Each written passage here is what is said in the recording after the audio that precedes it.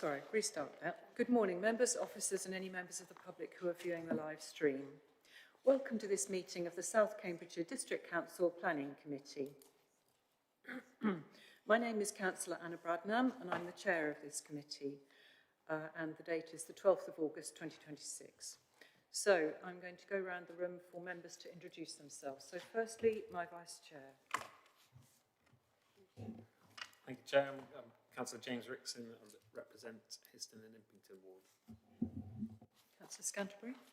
Thank you, Chair. Councillor William Scanterbury, representing Bar Hill. Thank you. Councillor Thomas. Councillor Thomas for Camborne. Thank you. And Councillor Biggs. Councillor Vivian Biggs-Swavesey. Councillor Farrow.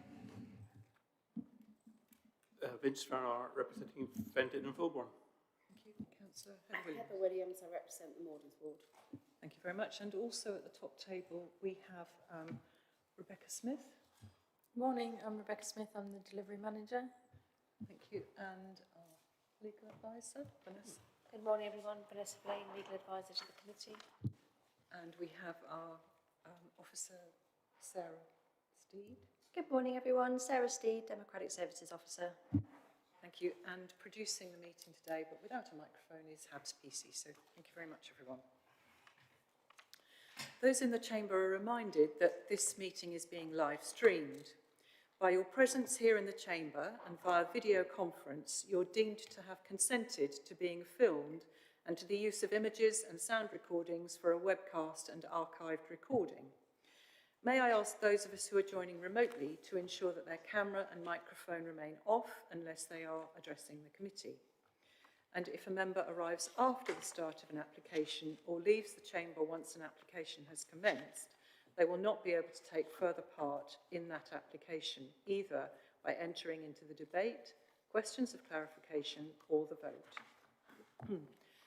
Can I just remind members in the chamber that we have our normal fire alarm test at 10:30 this morning, so please stay here unless it goes on for a very long time, and which officers will indicate that we need to go out of the chamber, but otherwise it's just a test. So coming on to item 2, which is apologies. Apologies have been received from Councillor Dr. Ariel Khan, Councillor Martin Khan, Councillor Chris Poulton and Councillor Peter Sandford. Are there any other apologies? No? And I can confirm that we are quorate. So item 3 is declarations of interest. Please could councillors advise if they have any declarations of interest and also identify which applications their declaration relates to. But before we do that, can I just ask Vanessa to speak to us on this? Members, on Monday, a representative of the first agenda item 5 was contacted by, or contacted several members of the committee to try and discuss the application. We've shut that down very quickly. If anyone was contacted and I don't know yet, I haven't heard from you, then let me know. In future, you are able to shut that conversation down very quickly and tell them that you'll ask relevant questions in committee, because that's the forum to do it in. Has anyone got any questions on that for me now? Not a question, but I'll just advise you that I did receive their email, but I didn't respond to it. Did you forward that to Dem Services? You need to forward that to me now, please. Okay, thank you very much. So I was one of the people who was contacted and we had advice from Vanessa afterwards. Councillor Farrow? Sorry, I've got a declaration to declare. I declare an other registrable interest as chairman of and member of the Fenton Parish Council on agenda item 5, the land off Lowfen Drove Way at Hornsey. The Parish Council may receive or share in a community benefit fund associated with the operation of the proposed solar farm. I've also attended presentations in my role as Parish Councillor. I also declare that my principal residents may have view of the development. To avoid any reasonable perception that these matters could influence my consideration of the application, I will leave the meeting and take no part in the discussions or determination. Thank you very much, Councillor Farrow. And Councillor Heather Williams. So to confirm that I received a phone call, but I refused to take any part in any discussion of the application. So I'm fine to sit on committee. When it comes to other declarations of interest, I have an potential interest in agenda item 8 because one of the properties is in close proximity to a relative of my husband. So I will move myself from the chamber at that point. And just as I've walked in, I'm going to assume it's agenda item 6, that those of us that have been councillors for a while will know one of the potential public speakers, but just to confirm that I've had no discussion at all on that application, and so can sit on committee for it. Thank you very much. And separately, I will be recusing myself from planning committee to speak from the public gallery on item 5. Have you got all those? Yes. Legal advisor would like to say something. Thank you, Chair. Through you. Members, can I just check, and thank you, Councillor Scatterbury. I believe everyone received an email from Cafferty on the 7th of August, 17:30. Did each member receive that? Yes, I did. I didn't do anything with it, and I didn't read it. It's on agenda item 5. 7th at 17:30. I don't know. That was Friday.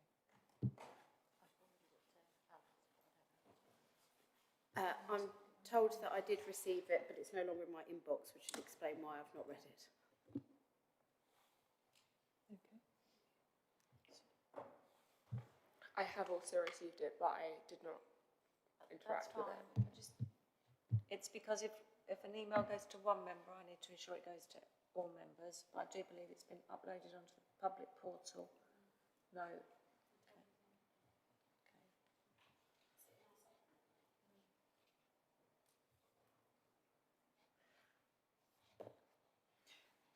From what people have said today, it sounds as though members recognise that this wasn't something to be dealt with before the matter of this meeting.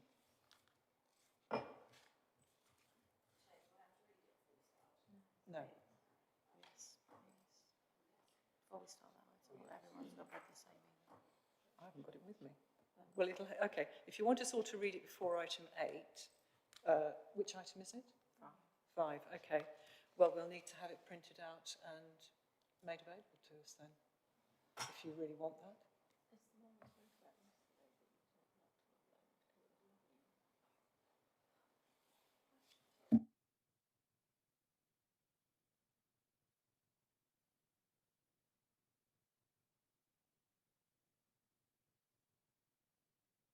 So, members may... I did, I'm just checking. This is the one from the 7th of June, isn't it? Sorry, 7th of August. Friday. Yeah. Vanessa, what would you like us to do with it? Some of us have read it, some of us haven't. Right. You've all received it, and I'm satisfied with that. That's it. You've all received it. Okay. Right, thank you very much. Okay. So, you're happy to continue? Thank you. Okay, so the minutes then. The minutes of the meeting held on the 6th of July, sorry, the 8th of July have been submitted to this meeting for approval in the agenda pack, pages 5 to 16. If there are any matters of accuracy, please could members raise them now, otherwise the minutes will be approved as a correct record. Sorry, did you? Okay. Did you have? No. Councillor Heather Williams? I wasn't present at the meeting, so I'll abstain from the vote, Chair. So you'll just abstain? Okay. So otherwise nobody's got anything to raise in terms of accuracy.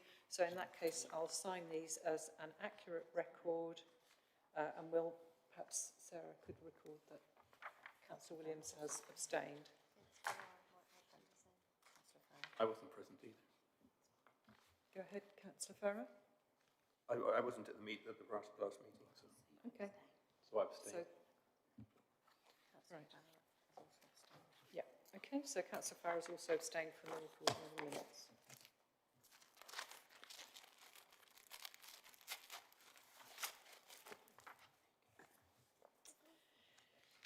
Okay, so we now move to consider the planning applications. I'll clarify the process for the consideration of each application. The case officer will give a brief introduction to the report. The committee may then ask questions of clarification of the case officer, and then the registered public speakers will be invited to speak. The committee may then ask questions of clarification arising from those statements, but they will ask them of the case officer. The committee will then debate the item, and public speakers are not permitted to take part in that debate. At the end of the debate and conclusion of any questions, providing there's no alternative proposal, the officer recommendation will be read out, and I will request a proposer and a seconder for the recommendation. I'll ask members to vote on the recommendation. If, however, a recommendation falls, an alternative proposal must be made, which will require a seconder and must then be voted on, and the voting will be recorded. Okay, so that's the procedure. I'm now going to hand over to my Vice Chair, Councillor Rickson, and I'm going to recuse myself.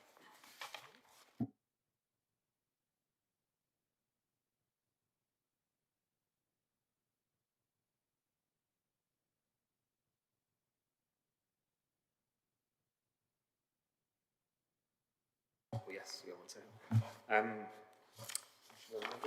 So yes, as I will be chairing this meeting, this agenda item. Hang on one second, William.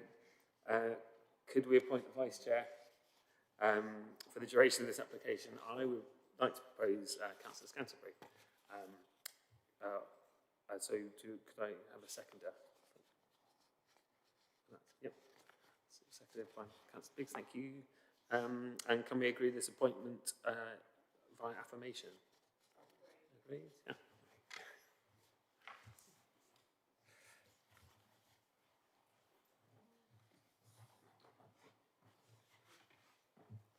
Cool.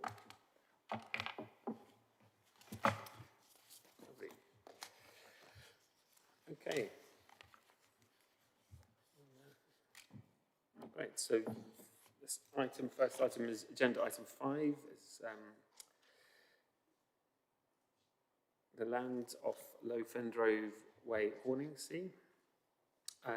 So it will start with Alice Young, the principal planner, who will present her report.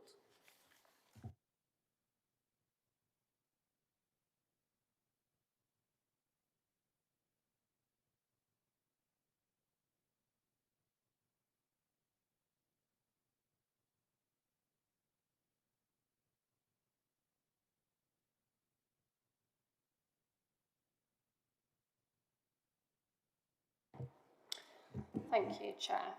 So, the application is for the construction and operation of a temporary solar farm and energy storage system with associated works, equipment and necessary infrastructure.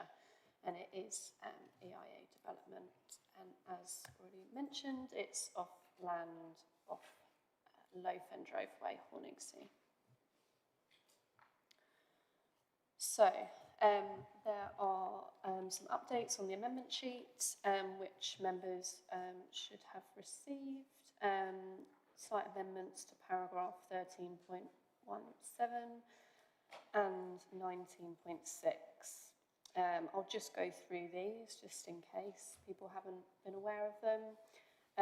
So the decommissioning details are referenced as being able to be secured via pre-commencement condition. However, the trigger point for the condition is proposed to be within 12 months before the expiry of the temporary permission, or within 12 months of the cessation of the electricity generation, whichever is sooner.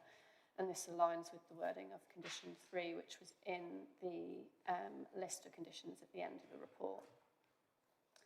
In terms of paragraph 19.6, the biodiversity units are incorrect. That's a human error. They were set out as 204.33, 83.84 but the biodiversity net gain metric submitted states 103.88, 83.66%. So there is also two other additional updates. The agricultural land breakdown is incorrect in paragraph 20.1. It is in the green box there on screen. And there's been an additional third-party comment which is published on the website. There is no change to officer recommendation or the weight attached to any factors weighed in the planning balance.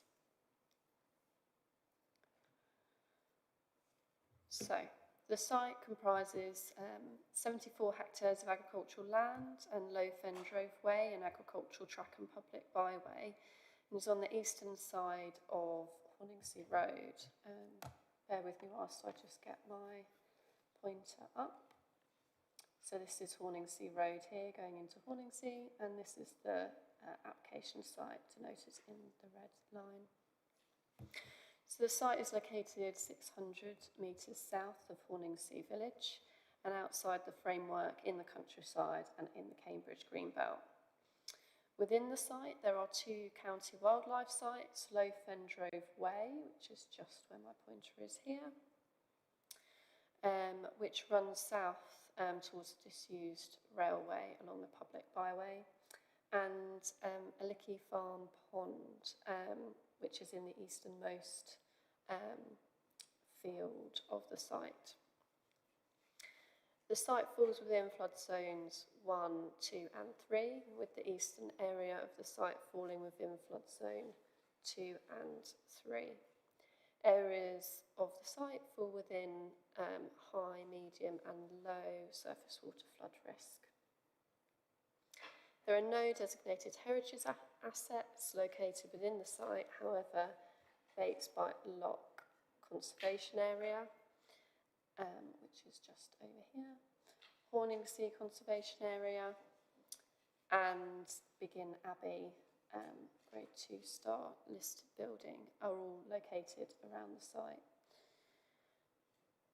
Stoke-on Quay Fen Site of Special Scientific Interest, or SSI, is located approximately 700 to 800 metres northwest of the site, and directly west of the application site there is a parcel of land which gained development consent order for the Cambridge wastewater treatment plant relocation project, although it is unclear whether this will now come forward due to funding issues.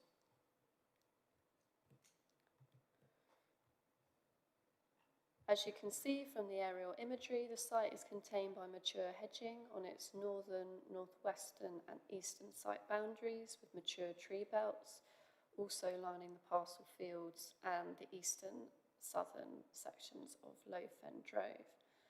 The only boundaries with limited screening are the western boundary,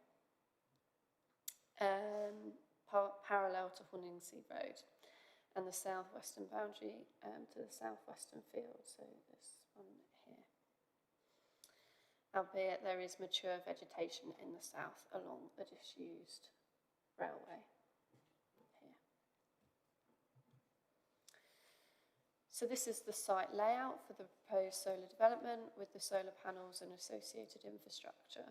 The PV panels are proposed to face south, aligned horizontally, running west to east, and contained within the existing field boundaries.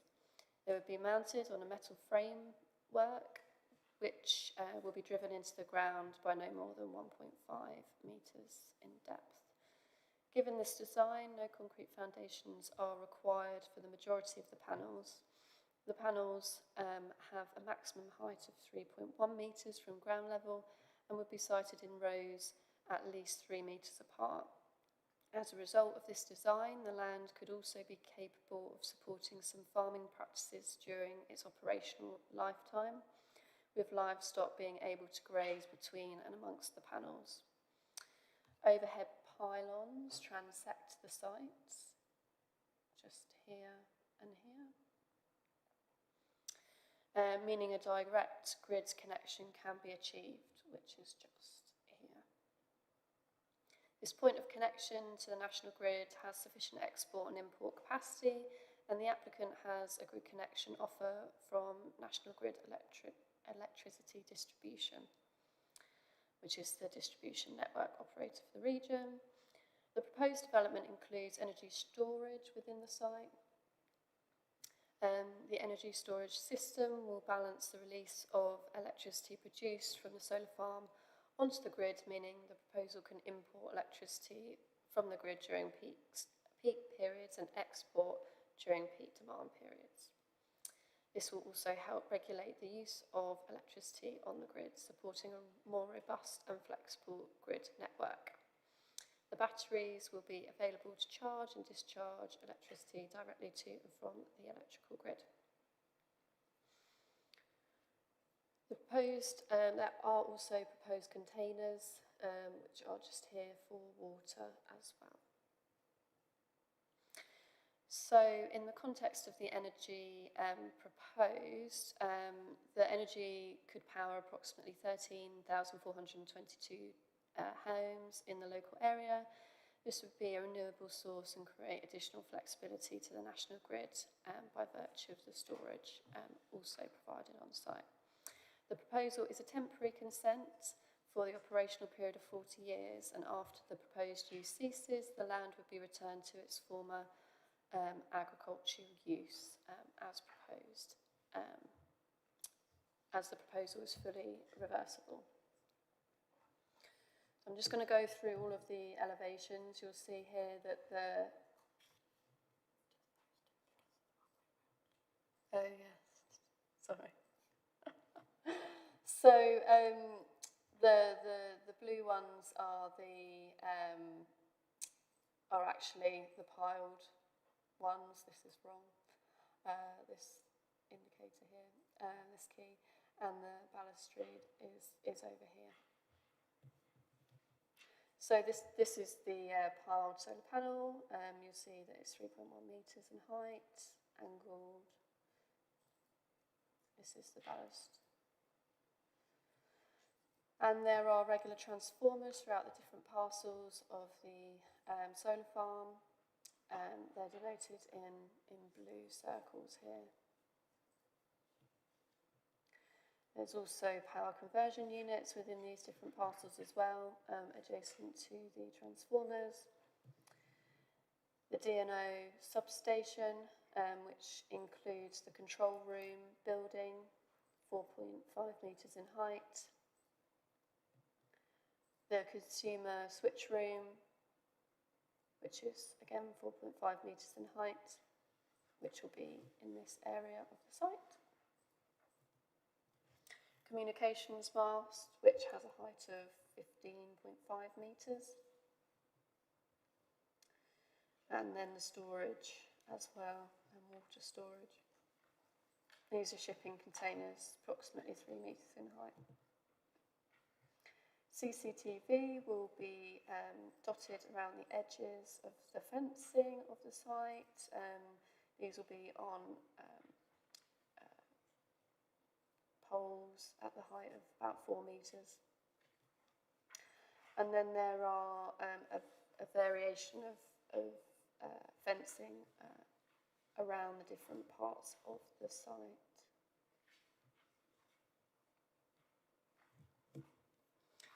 So as I said, the site falls within the green belt. As discussed in the report, a key consideration is whether the development constitutes inappropriate development in green belt terms. Officers have assessed the application against the relevant planning policy, both national and local, and conclude that development would utilise grey belt land and would not fundamentally undermine the purposes of the remaining green belt across the planned area, that there is demonstrable unmet need for renewable energy, and in the context of the development, it would be a sustainable location. Therefore, the development is not considered inappropriate development in accordance with paragraph 155 of the NPPF. While officers note that the updated Greenbelt Addendum published in July considers that the parcel OA2, which is where this parcel, where the application site falls within, contributes strongly to Greenbelt Purpose D, the site is only a small part of the over 1,000 hectare parcel, and the development is considered temporary and low scale, hence why officers consider it to not be inappropriate development in the green belt.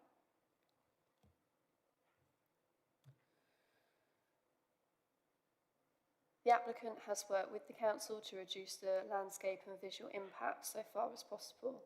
Nonetheless, officers conclude that the proposal would result in a localised major adverse landscape, a moderate adverse impact to wider views, and a limited accumulative impact when assessed alongside the Cambridge wastewater treatment works, and a negligible impact to local, national and regional landscapes. These impacts would all reduce significantly in severity over time as a result of the planting mitigation, which would further screen the development, reducing its visibility in views. Moreover, case law has established that these impacts should be considered temporary, and the development is also fully reversible at the end of its operational life, with the landscape mitigations remaining resulting in an enhancement to baseline conditions in the long run. I'd also like to highlight that Banner, our Principal Landscape Officer, is also here to answer questions on landscape. In heritage term, the proposal would result in a moderate, less than substantial harm to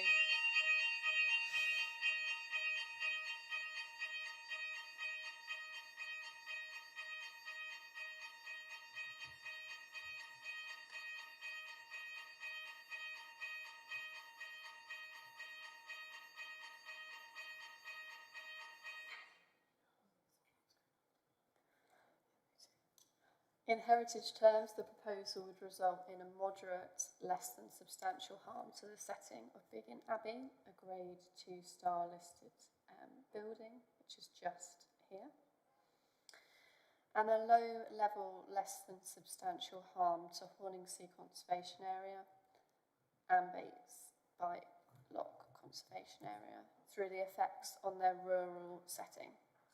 When weighed against the public benefits of the proposal, officers consider that the public benefits will outweigh the harm identified. Again, Paul Robert Shaw, Principal Conservation Officer, is here to help if needed. Officers consider that there are very significant sustainability benefits of the proposed scheme. The proposed development would generate a significant amount of energy from renewable sources, equivalent to powering 13,442 homes annually, and providing 10 megawatts battery energy storage, enhancing the flexibility to the national grid. By doing so, the development would support national and local renewable energy and decarbonisation objectives, and contribute to energy security and reduced reliance on fossil fuels. As such, the project would help deliver on net zero carbon objectives, delivering a meaningful contribution to climate change commitments.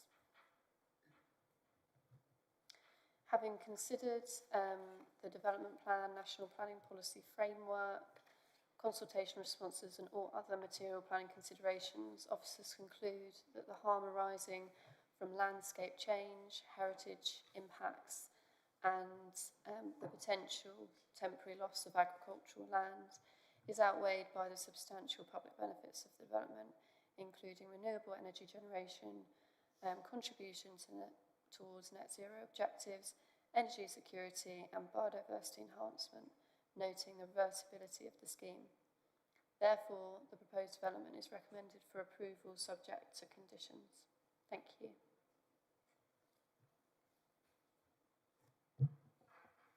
Lovely. Thank you, Alice, for that report. So, I think we move into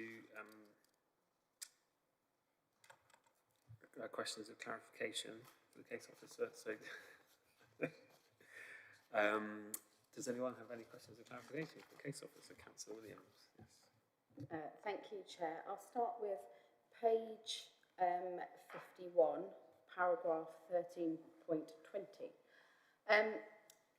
Through this paragraph, it kind of felt like it contradicted itself at the start and the end, so I just would like some further clarification.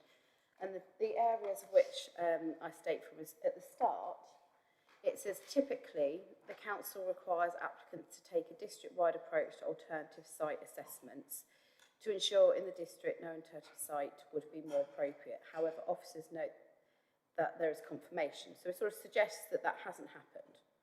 And then later on, it says there are no suitable alternative sites within the applicant's defined search area.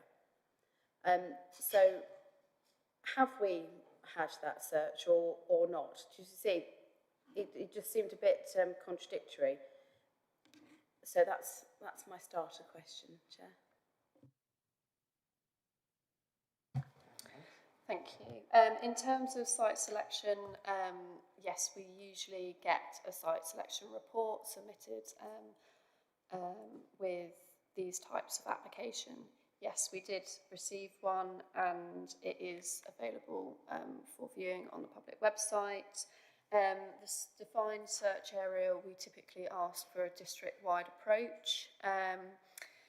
However, there is established in case law that you can agree a smaller site selection search area. The applicant submitted in their site selection a smaller search area, given that there is a grid connection, point of connection agreed with the network distribution operator. And the council considered that in the planning round and considered that it was supportive of the approach taken. Thank you. Thank you, Chair. So when we say smaller, how small? So the search area was within a certain number of kilometres from the point of connection, because the point of connection was in this site. They had it agreed with the distributor network operator.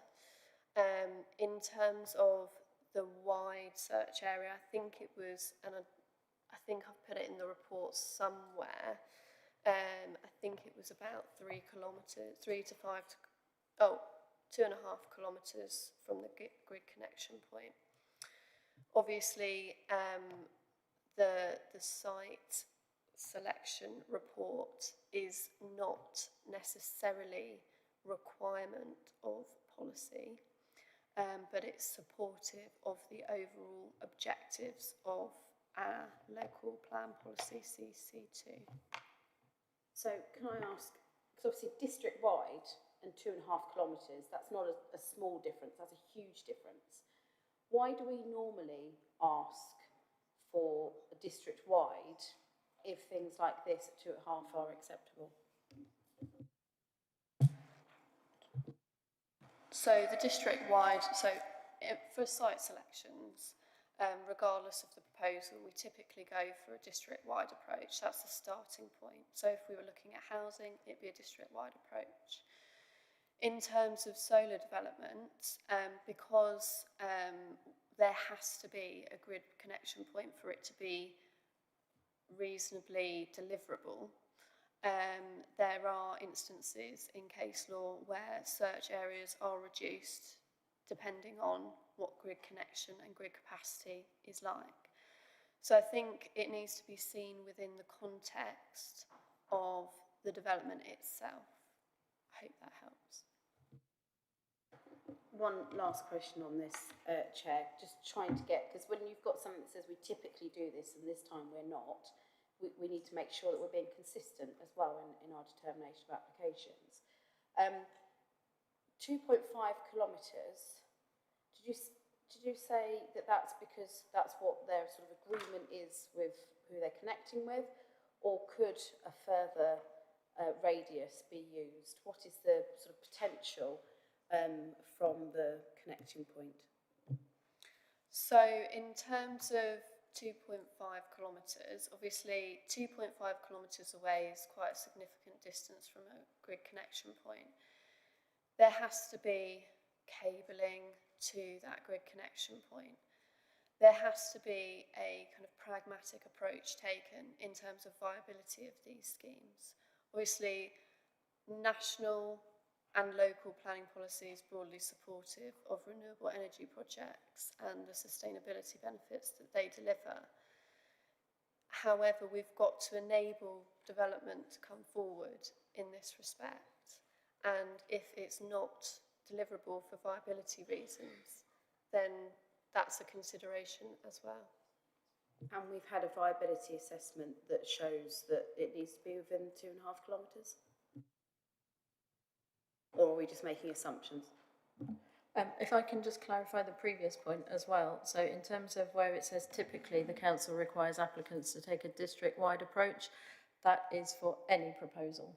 That is not just for a solar proposal. So when we're looking at a site selection process, we usually suggest the applicants start with, have a look at the whole district. So we've done that for housing developments, for example, rather than in this instance, there's a specific reason why we're not able to ask for the whole district, because it has to be based on the connection. Sorry, what was your question about viability? So we were told that it was within 2.5 kilometres because of sort of viability reasons. So have we had that viability assessment, or are we making assumptions that 2.5 kilometres is a reasonable length based on viability? So the 2.5 kilometres is based on a reasonable cable distance in terms of the cabling and connections, etc., from the solar panels to the grid connection. You would lose elements of the scheme if you went further and further away from a grid connection point. So this started with where the grid connection point is, and a reasonable distance assumption was made at 2.5 kilometres. But in other applications, we've gone further? Not for solar. So always So within this 2.5? is a solar application, not always been 2.5. I haven't got the information in front of me in terms of a site selection process from every solar application that we've dealt with. However, we do not have a requirement written down in policy for a site selection process for this type of application. But we have no viability assessments. That's an assumption rather than something that's been evidenced to us. When you say viability, as in viability of the scheme, or in terms of, I'm trying to think what terms of viability. That was the answer that we were given, that the 2.5 comes into viability. That was one of the answers. It's one of multiple factors. So viability does come into it in terms of 2.5 kilometres, but it's also what's reasonable. In terms of distance from a grid connection to enable the solar farm to actually be productive. I understand what you're saying about reasonableness, but we've had a response saying about viability. I'm just asking, have you been shown any viability assessment, or is that just a general assumption? Do we have evidence of that? There was not a viability assessment submitted with the application.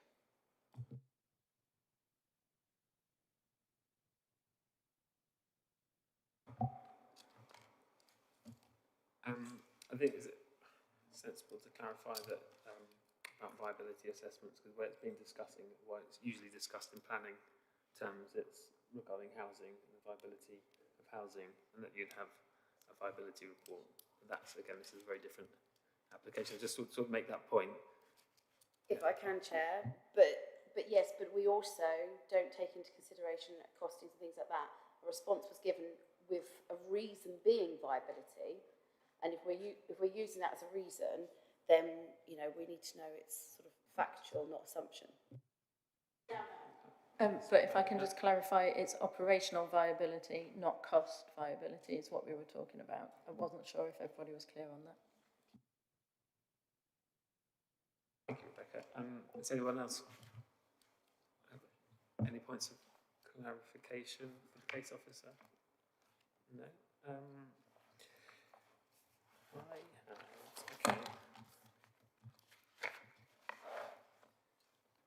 Just bear with me a moment. Oh, public speakers, yeah. Oh, yeah.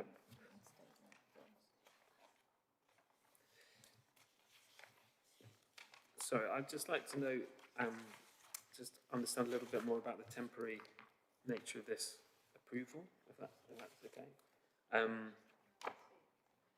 And then so I guess what that means, so we find it's for 40-year operational periods, because obviously this is unusual for, when we're usually looking at housing or construction development that's temporary. So just how will this work and how will it be returned back? Thank you. So in terms of the consent, yes, it is for a temporary permission for 40 years. The reasoning for that is for a variety of reasons, which I can go into if members would like clarification on that. But the operational lifespan of solar panels is approximately 40 years. In terms of how we're managing that, there are conditions to ensure that it is ceased after 40 years. And there is a decommissioning report which needs to be submitted to and approved in writing by the local planning authority to basically detail how decommissioning of the solar farm will occur and restoring the land to its former state. That includes soil quality, etc.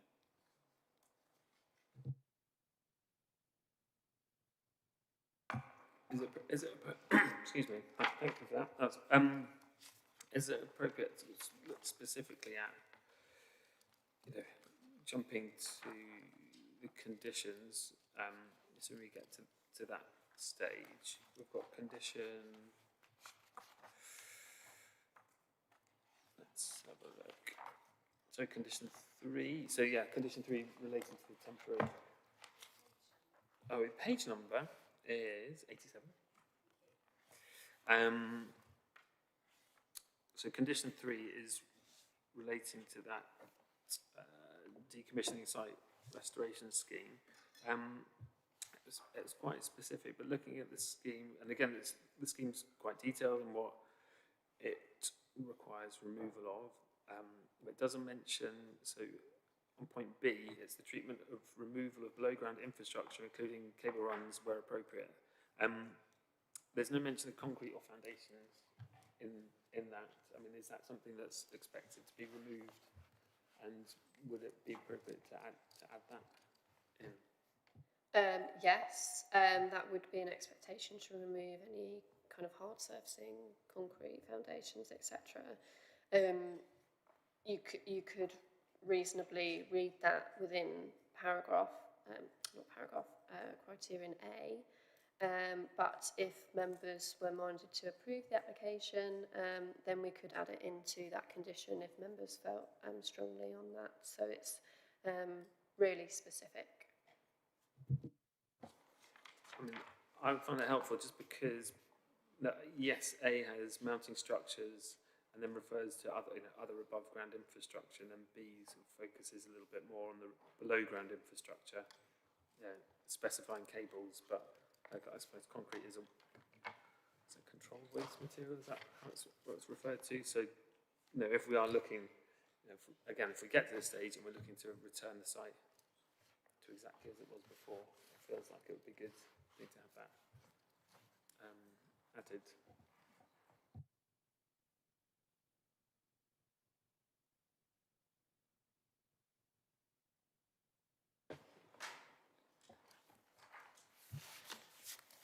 You okay? Okay. Lovely. Well, unless there's any further questions or clarifications, we move on to the public speakers. Bear with me 1 second.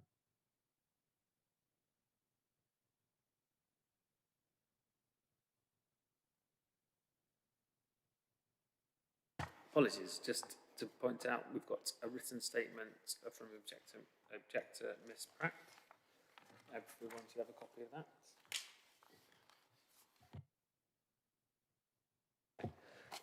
So then, if we move first on to objectors, so we've got John Hughes speaking on behalf of the National Trust, who's attending in person. Mr. Hughes? Ah, yes.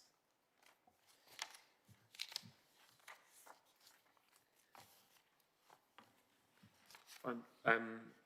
Remind you have 3 minutes to speak. There's no one else. Yeah, objecting. So yeah, have 3 minutes to speak. We'll give you a wave if you start to overrun. If you could wrap up then. So over to you. Thank you. Is that volume all right? Good stuff. Thank you for the opportunity to address the committee. The proposed development is situated within the context of the Wicken Fen Vision, a landscape-scale conservation initiative aligned with East Cambridge's local plan and the local nature recovery strategy. We believe that local planning authorities should give more weight to policies emerging from these plans.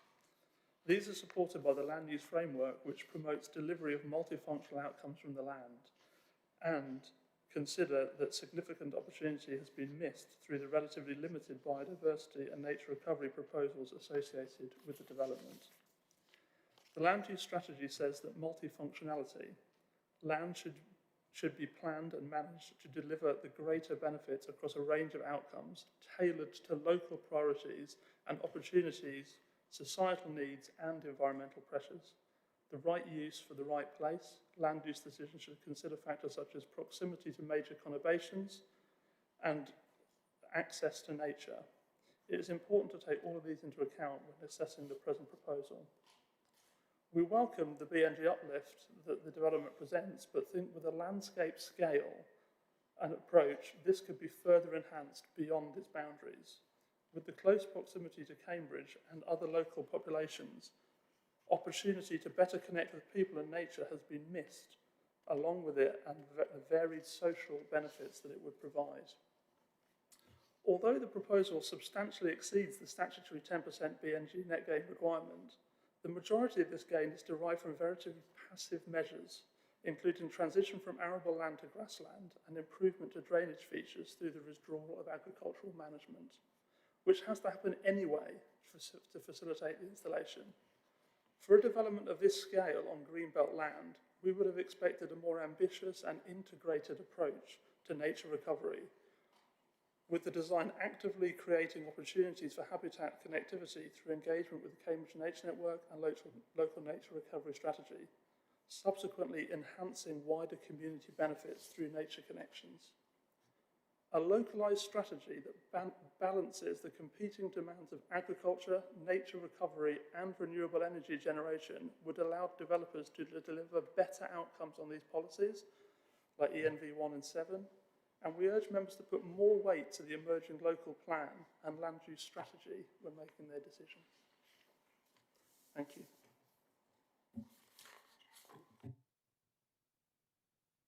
Thank you very much. Through you, Chair, just to remind members, you're looking at the application before you, not any other application that anyone else would wish to have before you, and the relevant plan policies are referred to at page 27 on your agenda.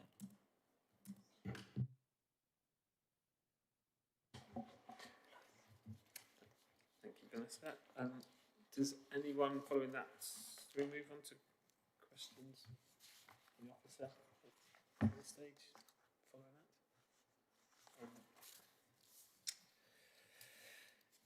So that's, I think Vanessa, you've highlighted the emerging local plan aspects, but that's some policies to consider. It'd be really helpful, I think, one point of view about the landscape scale and what's being done to mitigate the impact. I think you said we have the landscape officer here. Do we have any slides to show what the impact or the reduction of impact on, I guess, on the heritage assets and the conservation areas? So I know everything was quite large scale. There was no, is something with the verified views or anything along those lines that we could see? Yes, there are. Just bear with me whilst I get them up.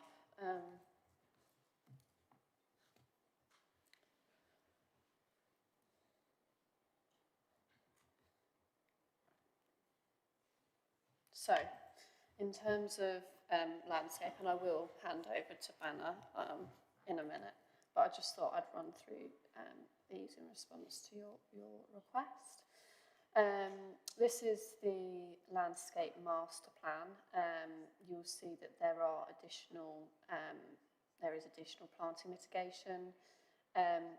These are, this is a very big site, so it's all getting it all one. So I've broken it down a bit. So let me just go into the detail of it.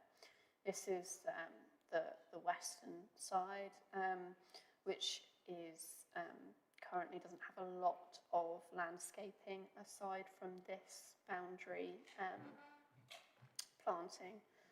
So additional planting mitigation is proposed to limit the impact, the visual impact on that particular viewpoint from Horningsea Road. This is further up to the northern section of the site, and again you'll see there is existing tree belts which are being reinforced, and a new woodland planting in this area. This is the B&G area, County Wildlife Site, which again, additional planting mitigation. There are also additional planting in between these along the field boundaries as well. And this is the public right of way, which again is being reinforced with planting as well to retain the rural character and feel. This is further south going towards the disused railway. Again, additional planting. Again, this is, as I mentioned in my presentation, an area which is a little bit more exposed, but there is planting along the disused railway and additional mitigation planting along these boundaries. Again, planting along this area to screen the point of connection and the substation and structures. So there also have been landscape sections through, this is Lowfendrove Way, down here as well. Oh, I got them in the wrong order. So this is verified view. This is from Lowfendrove Way. This is the baseline view. So this is what is existing. This is what's proposed on year one. This is just, there's another boundary planting area here. And then this is year 15. Again, verified view from the same viewpoint. So you can see that the mitigation planting matures as the development period progresses. This is further back from Horningsea Road, looking southeast.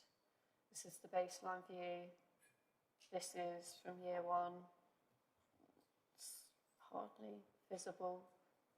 And then this is year 15. So you can see the mitigation planting kind of coming up along the boundaries. And these are the landscape sections which I was talking about earlier. So this is AA. This is not public right of way here, but it is typically publicly accessible. There aren't any gates stopping you from accessing it, but it is obviously not a designated public right of way. So you'll see this is the section through the site. The panels are set quite far away from the proposed security fencing. Obviously it's hard to see on such a large scale location plan, but that gives you an understanding of the separation distances here. So 22 metres, these panels are set away from the security fencing, and then 10 metres set away from the existing farm track. And then this is through the Lowfendrove Way County Wildlife Site, section BB, and you'll see here that the solar panels are quite some distance away here because there's a patch which has been taken out in this area. And on this side, equivalent to the right-hand side, shall we say, again, they're separated by 30 metres away from the County Wildlife Site. Additional planting is being proposed again to compensate as well. And something that's really important to highlight as well is that a lot of the existing landscape features, trees, are oak trees, and they're suffering from oak dieback. Some of them are showing signs. So the additional mitigation planting, we've worked with the applicant to kind of beef it up a bit as a result of that incremental loss. This is a CC section. Again, this is on Loaf End Droveway access, and it shows the separation distances in excess of 20 metres from the panel's edge. I'll hand over to Banner now. Thanks, Alice. I'm Ban Alzin. I'm Principal Landscape Officer on the scheme. I'm not really sure how much more I can add. The scheme has reacted well to the LVIA. So the LVIA being used as a tool to direct where mitigations should go and highlighting those most exposed or most vulnerable areas. And the applicant has responded well in that type of a response. So there are areas where panels were removed or reduced in order to achieve additional planting or BNG uplifts or flood mitigations. So I'd also like to highlight that because this is a reversible scheme, we want to be able to achieve an agricultural landscape at the end as well. So we don't want to prejudice that ability to return it to farmland and usable farmland. So I think we have a really good balance here of BNG and landscape mitigations, which do the job of mitigating visual impacts in the sort of medium and long term, as well as enhancing quite a lot of what's already there. The site has some very vulnerable open areas which have been addressed quite as Alice has shown. But there's also a lot of very well contained areas which have very little visibility from sort of externally. So in my review of the case, I found the balance that what they have provided suitably achieved the goal of mitigating those landscape and visual impacts as best they could, while still achieving a sort of a viable envelope of developable, solar panel area. And I don't really think I have anything further to add to that. Thank you. Thank you very much. That's super helpful to hear. So,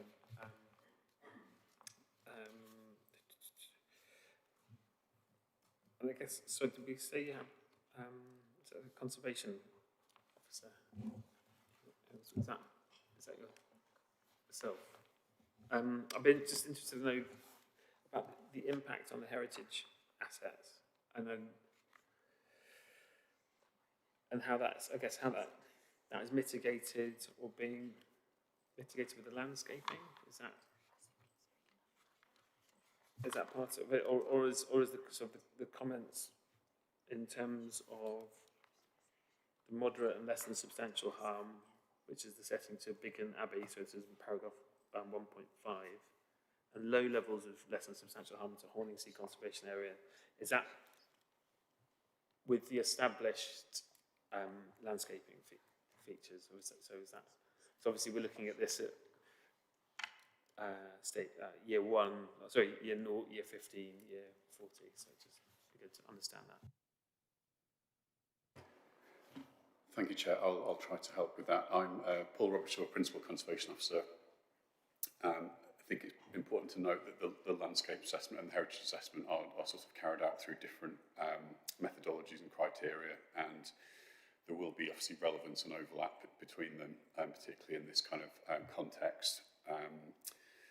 So just to quickly recap, so the 3 heritage assets considered affected by the proposals, 2 conservation areas which derive some significant importance from their rural agricultural setting. Horningsea, Bakes Lock, and also Biggin Abbey, which is a Great Style listed building, deriving some significance from its open setting, agricultural setting, including the land of the site. So the harm is judged to arise from changes to that landscape, which contributes to those heritage assets. It's a change in character. There are shorter term construction impacts, access tracks and activity and so on. When considering heritage impacts, you might consider slightly different things. So it wouldn't just be visual factors, it would also be other factors such as environmental, land use, noise, that type of thing. So they can potentially go into different areas, the sort of landscape visual assessment. So the levels of harm which you've referred to are taking account of the mitigations in a sort of general sense. I'd suggest the temporary nature is maybe viewed in a slightly different way with heritage assets, and temporary in relation to heritage assets would usually be a shorter term, a few years type temporary, so it might be a slightly different approach. So taking into account the mitigations and the evidence, the levels of harm are as you've described. Hopefully that answers the question. Yes, no, that does. I suppose then, I guess following that through, the difference, I guess the difference in assessment and the difference in the meaning of temporary as well. But and then, so obviously we've got, this is for temporary use. I suppose will those identified levels of harm, they will differ at the end of the scheme as well, when the scheme has been deconstructed. Is that effectively the conclusions on levels of harm are taking into account all factors in terms of the mitigation, the timescale, the other sort of considerations. It's a sort of net kind of aggregate view of that harm. It can get very confusing, and if you sort of try to break it down into different harms at different times, there's obviously the cumulative impact as well in terms of the potential wastewater treatment plant, which would obviously add a different dimension to it. But sort of looking at the proposals as they are sort of shown, as I say, taking into account the various factors, the conclusion is those levels of harm. no? Lovely, very clear. Thank you very much, Paul. Does anyone have any further questions as we move on to our next public speaker? And we've got so the agent, Nicola Aylward, is attending in person. And if you're happy, I have the same 3 minutes to present. Thank you very much. Good morning. We'd like to thank your officers for their diligent work and thorough assessment of our application. This application seeks temporary permission for a solar and energy storage site, after which the land can be returned to its current use. The assessment by our officers has established there are significant benefits, including supporting both national and local renewable energy and decarbonisation targets, resulting in very significant weight. Your officers confirm that these benefits outweigh the less than substantial heritage impact and potential temporary loss of agricultural land, and therefore recommend the application for approval. South Cambridgeshire Council declared a climate emergency in 2019, and this year's climate and nature strategy committed to a 50% reduction by 2030 and net zero by 2050 for area-wide emissions. This work is evident in the climate conditions we are seeing across the UK and Europe this week. Your officers have concluded this site is grey belt through thorough analysis of the submitted material and their own assessment. They have recommended the site meets the grey belt test and is not inappropriate development in the green belt. This is also our position. Notwithstanding this, the application also demonstrates a number of very special circumstances, which your officers have afforded substantial weight to. These include delivery of 49.9 megawatts of solar and 10 megawatts of energy storage, providing clean power for the equivalent of around 13,400 homes. An on-site grid connection resulting in no off-site works. Significant on-site biodiversity net gain of 83% for habitats, 71% for hedgerows and 51% for watercourses, secured through the draft condition. Economic benefits during construction and operation, along with diversification of the rural economy. Site designed to allow sheep grazing with panels at a suitable height for sheep to safely graze underneath.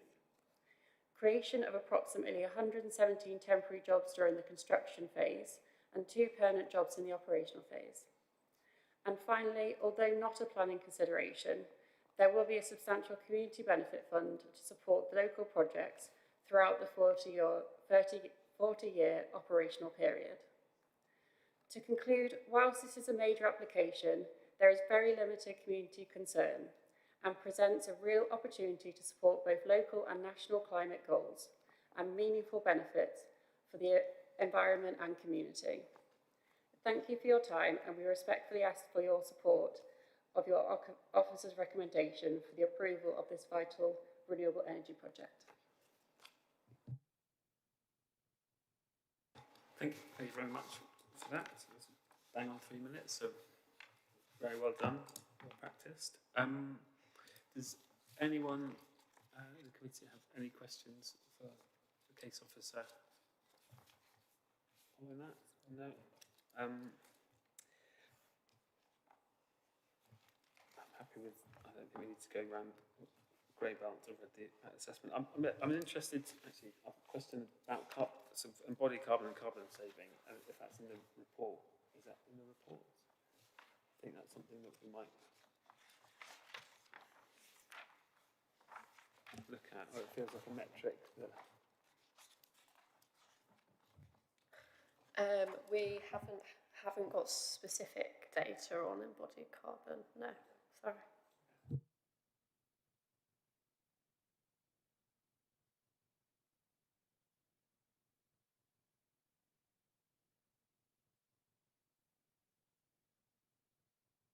I'm just thinking though, because of the relevance of the clean energy generation that we were looking at carbon savings. We could see. I did note there was in one of the conditions it looks at the type of battery storage. I suppose is that going to be picked up? Would that be picked up in that? It's condition 9. That's the major infrastructure. It's not in public comment. No. Okay.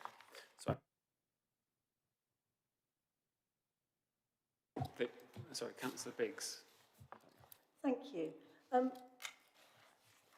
My question, because I'm really interested in things like energy security, and I think it's really positive that there's going to be so much electricity provided and everything. I just have a question about the reversibility. 40 years' time, now I shall be dead, and most of us will either be dead or retired, I suppose. And I just wonder how it works, and this is to do with my naivety, perhaps, but how does it work when something 40 years ahead is going to be changed, so that what are the mechanisms that will ensure that actually that is then looked at? Because during that 40 years, it may be, for example, that some of the panels, although they're supposed to last 40 years, they might not last 40 years, or there might be some sort of catastrophic thing that happens to them. I mean, we don't know what's going to happen. For goodness sake, we're in the middle of this massive drought. I mean, we live in a very uncertain world. So I'm just wondering how things happen, especially with changes in local government arrangements, and God only knows what the situation will be like in 40 years, how we actually monitor, or can expect those following us to actually monitor the situation, and also the cost of decommissioning. So, for example, the company that currently is involved with it, something might happen to them, they might disappear, who knows. And I just wonder how that is all managed, so that we actually sitting here, with all our good intentions, actually ensure that what we want to happen, happens, really. I hope that makes sense. Thank you. So I completely appreciate where you're coming from. In terms of at the end of the 40-year lifespan, the solar panels and energy storage units and associated infrastructure proposed will be obviously taken off the site, recycled or reused elsewhere. And we've conditioned a decommissioning report, which will secure all of the details of how they're going to be decommissioned, where they're going to be relocated if they are, reused or recycled, etc., and how the land is going to be restored to its former state.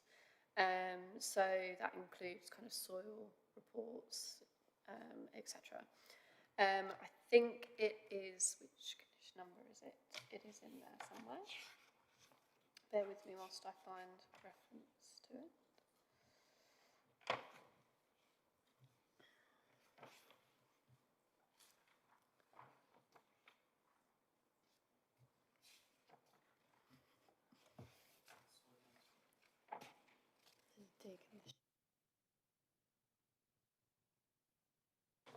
So that's condition number 3. There are also several other conditions which require them to submit detailed strategies on battery storage, safety and security throughout the lifetime of the development. So hopefully those conditions, they can be managing that situation. In terms of kind of commercial kind of lifespan of the development and whether the applicant is still the owner of the site in the future, obviously we can't control that. It's outside of planning. It's not necessarily what we can consider today. And if I can jump in as well, so the conditions on the permission run with the permission and run with the land. And so the same way that we manage any planning permission and monitor any planning permission, it will be monitored through, everything's loaded on our system, everything's on our mapping system, and the compliance team would manage any breaches of any conditions. Does that answer your question, Councillor? Yeah, it's just I don't know how often we get an application that has something like 40 years. I mean, this is an unusual thing, isn't it? We don't build houses with the expectation of knocking them all down in 40 years' time. So I just think it's interesting when we're sort of thinking about the future. So maybe a philosophical comment rather than planning, really, but that's where I'm from, I think that's very valid to try to get our heads around the temporary nature of something quite 40 years. So, if there's any further questions? No, sorry. No, you look like you're poised. Excellent question, Councillor Dawes. Then we perhaps move on to our 4th public speaker. We've got Ward Councillor Anna Bradnam. Sorry, apologies, Councillor Bradnam. Speaking as County Councillor. Thank you. I'm speaking as County Councillor for Waterbeach Division, which includes this area. Okay. I object to the use of land in Greenbelt for a solar farm. The National Planning Policy Framework, paragraph 1.143, states the Greenbelt serves 5 purposes, of which C is to assist in safeguarding the countryside from encroachment. I believe the committee should reflect on the function of the Greenbelt in safeguarding the countryside from the gradual encroachment of urbanising features. Whilst this application describes the solar farm extending over 74 hectares as a temporary installation, I note that 40 years is half a lifetime. The case officer has explained carefully, step by step, through this maze of double negatives, how it is assessed that the land falls into the definition of grey belt. And for that reason, why development which would otherwise be considered inappropriate in the green belt is deemed not inappropriate. We're advised that since it is not deemed to be inappropriate development, because this is deemed to be grey belt, it's therefore not necessary to consider its importance on the openness of the green belt, nor does the proposal need to demonstrate very special circumstances to justify approval. I respect the officer's view, but regret that the green belt protections which used to be so strong have been eroded by this concept of grey belt. Despite the work of the case officer with the applicant to restrict the arrays within the existing field boundaries, I do not agree that the proposal, whilst acknowledged to have quotes, an urbanising effect on the countryside would lead only to a minor adverse impact on the character of the area. On the contrary, I believe this development would have a degrading and industrialising impact on the countryside in this area. How can 74 hectares of glass and metal for 40 years be considered a minor adverse impact? If this application is approved, 4 large fields close to the public right-of-way will be enclosed by 2-metre-high mesh stock fencing. There will be solar panels, batteries, transformers, a substation, a switch room, storage, a power conversion unit, 4-metre-high CCTV mast and a 15-metre communications mast. Views over the fields will be interrupted by squadrons of panels, and views of the trees and sky will be punctuated by CCTV masts, lighting and a communications tower. Going back to the 5 purposes of the Greenbelt, D is to preserve the setting and special character of historic towns, in this case Cambridge. The July 2026 review of the Greater Cambridge Greenbelt Assessment considered 4 parcels of land and states, I quote, "As set out in the Greater Cambridge Greenbelt Assessment Review, all 3 Cambridge purposes form elements of NPPF Purpose D, and the very high and high harm ratings equate to a strong contribution to NPPF Purpose D. On this basis, the majority of the site is not considered to lie within the Greenbelt." End of quote. I note that this site is a very large proportion of the Greenbelt in this locality, and I urge members to refuse the application. Thank you. Thank you, Councillor Buchan. Does anyone have, any members have any questions for the case officer? Yes. Councillor Williams, yes. Thank you. Just something that I think would be helpful to us to have displayed is if we could have the local plan policies on Greenbelt so we can read the wording for C and D, please, Chair. Local plan or the MPPF on regarding Greybelt? We've got the MPPF, but we also have a section in our local plan which goes through the special tests in relation to Greenbelt, which I normally find is a bit more accessible, but I'm happy to take either. They're on page 199 onwards of your agenda pack.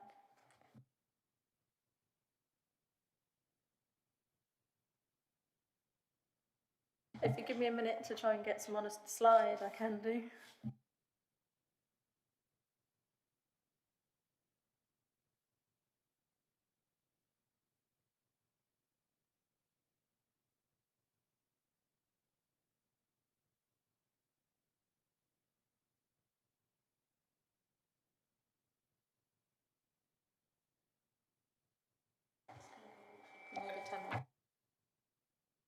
Can I suggest we can have a 10-minute break to allow officers time to put that together? Yeah. Yeah. Is everyone happy with that? Excellent. Oh, lovely. Okay. I guess so. We're back at 11:30.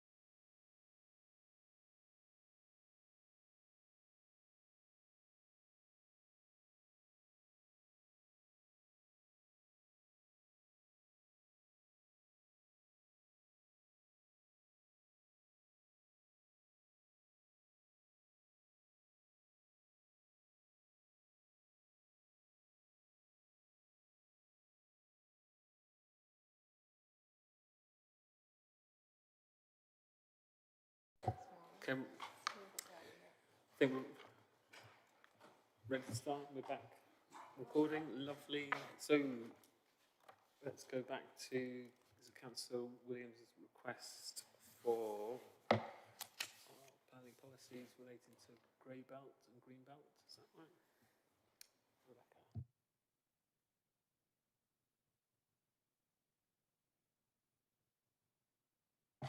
Thank you, Chair.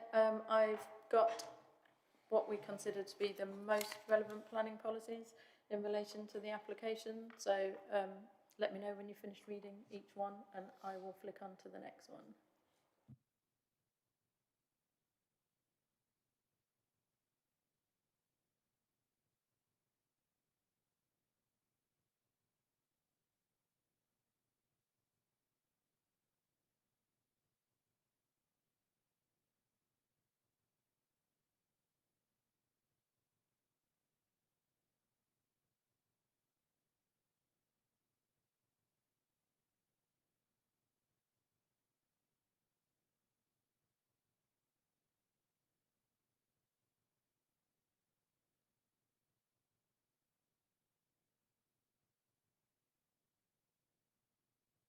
Are we happy with that? Has everyone read that?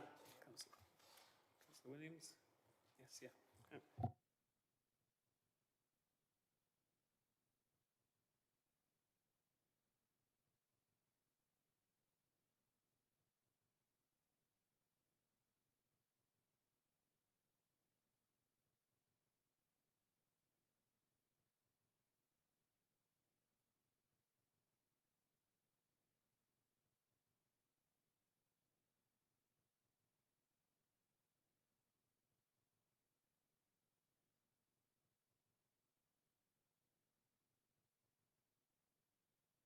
We're happy with the next policy slide, thanks.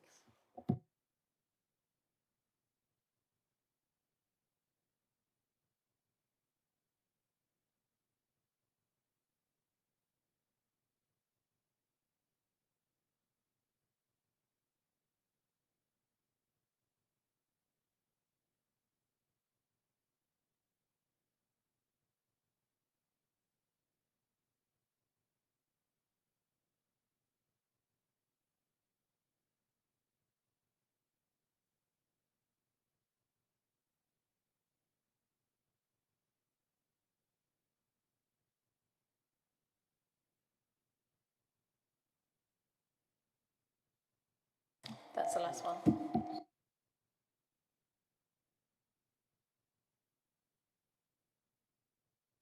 So does that, Councillor, does that answer your question? Because you wanted those up on the screen. Was that to then formulate Was there any more? formulate a question based on those? No, it was the policies that Councillor Bradnam, essentially her representation, was relying upon for her reasons for refusal. So I thought it was important that we all had the opportunity to read them in full. Thank you, Chair.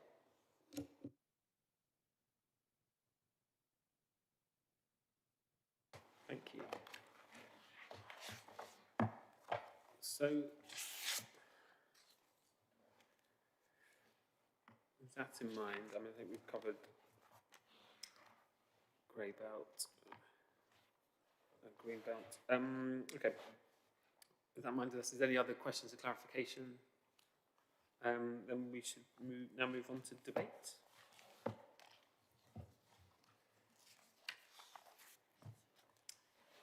Would anyone like to start?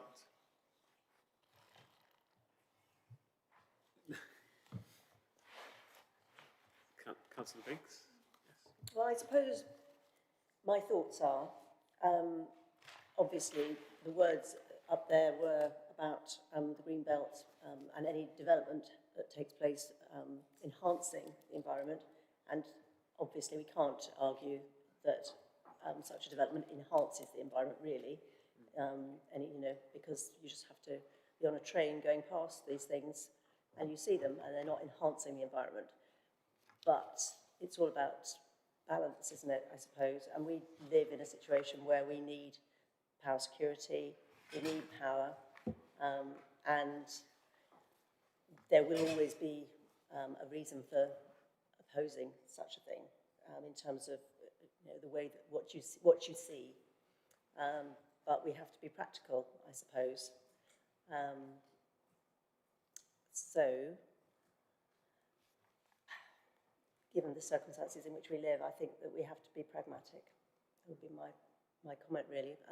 And obviously, anybody having something like this in their backyard, so to speak, isn't going to be particularly happy because it isn't beautiful. But as we know, we don't own the view unless we own the land. And we have to, as I say, be pragmatic. So that would be my comment, I suppose. Thank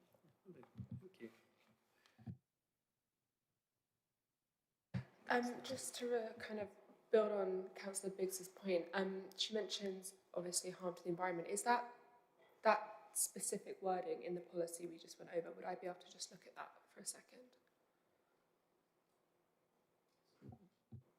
Where are you referring to, sorry? Just what? It was about enhancing, development should enhance, I think was the phrase. Is that the phrase that we were just environment. Yeah. Is that correct?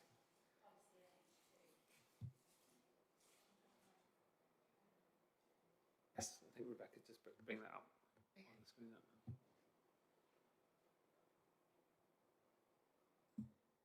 So I think it was in relation to policy NH2, which isn't specific to the Greenbelt, but is generally about protecting and enhancing landscape character. Landscape character, okay, no worries then. That's all.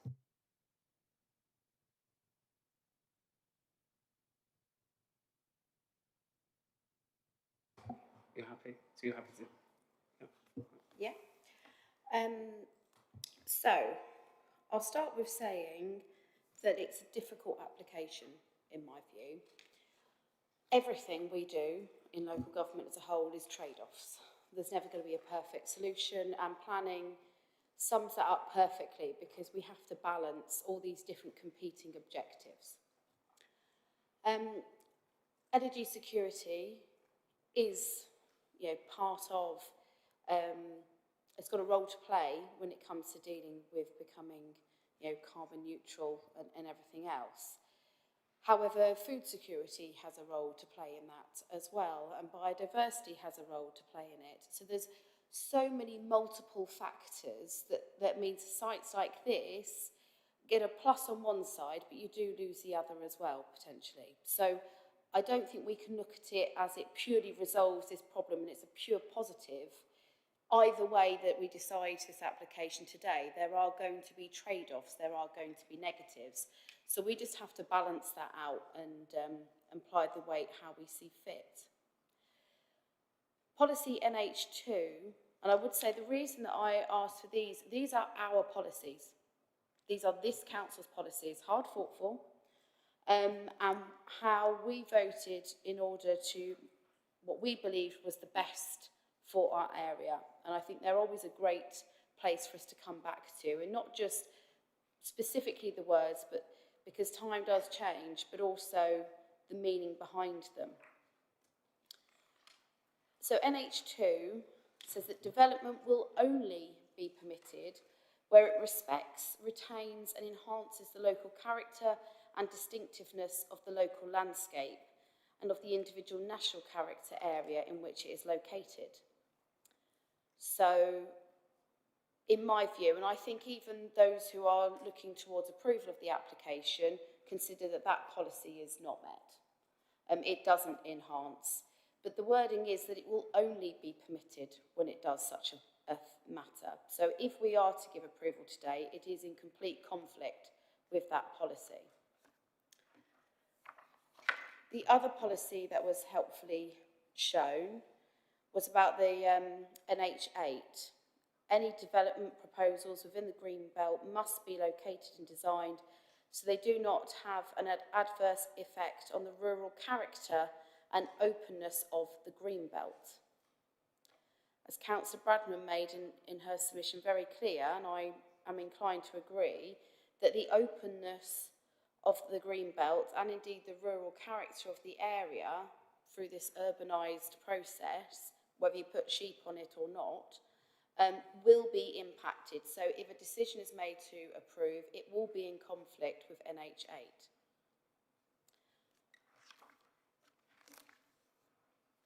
We do need renewable low carbon energy generation, and that is why we have policy CC2. But this again, the development and any associated infrastructure, either individually or cumulatively with other developments, does not have unacceptable adverse impacts on heritage assets, including their settings. And we know from conservation at least, there is an objection. But that is more of a balance for us to make. So the final policy, but probably the most important on this debate, is policy S4, which very clearly says a green belt will be maintained around Cambridge that will define the extent of the urban area. And this goes back to what was said in the representation from Councillor Bradnam around stopping the encroachment of Cambridge.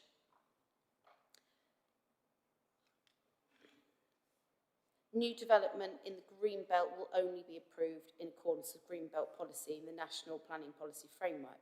And this is where we come into a bit of an issue because of this whole grey belt ridiculous policy, but we have to deal with what's in front of us and we have to apply it. So this is why I say it's not an easy application, because there is merit for it in its objectives, but there's a lot of our policies, in my view, that it comes into conflict.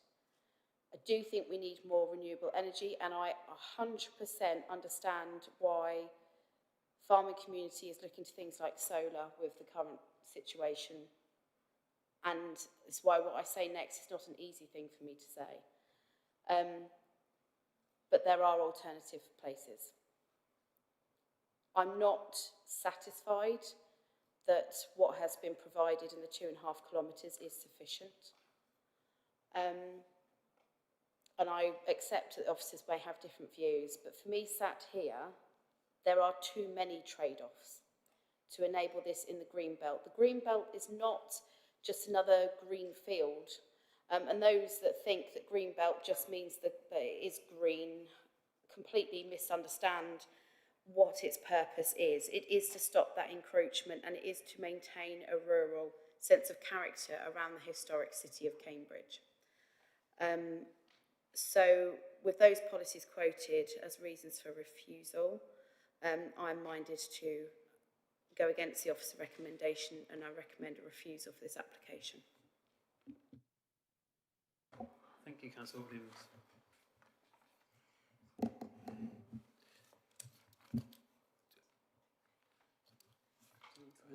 Okay, well, there's no other comments on this before we move to a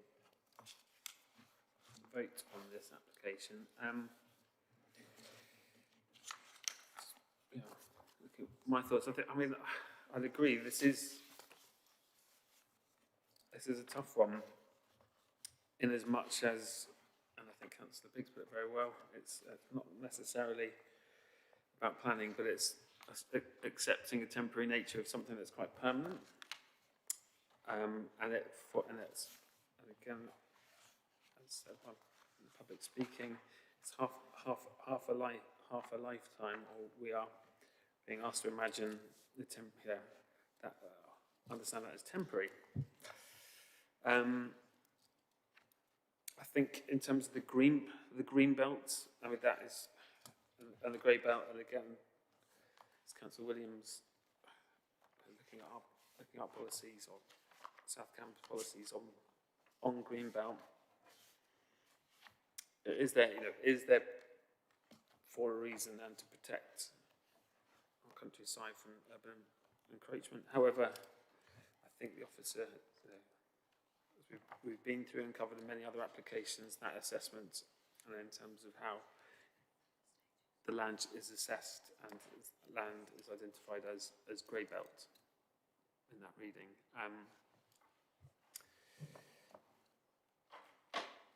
In terms of the distance, I think that we discussed the 2.5 kilometre radius from the connection point. There's a much larger mapping exercise of viable connection points, I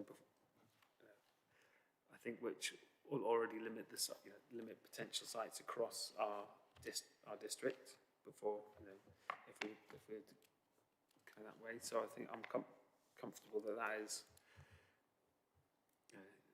it's been looked at sensibly. So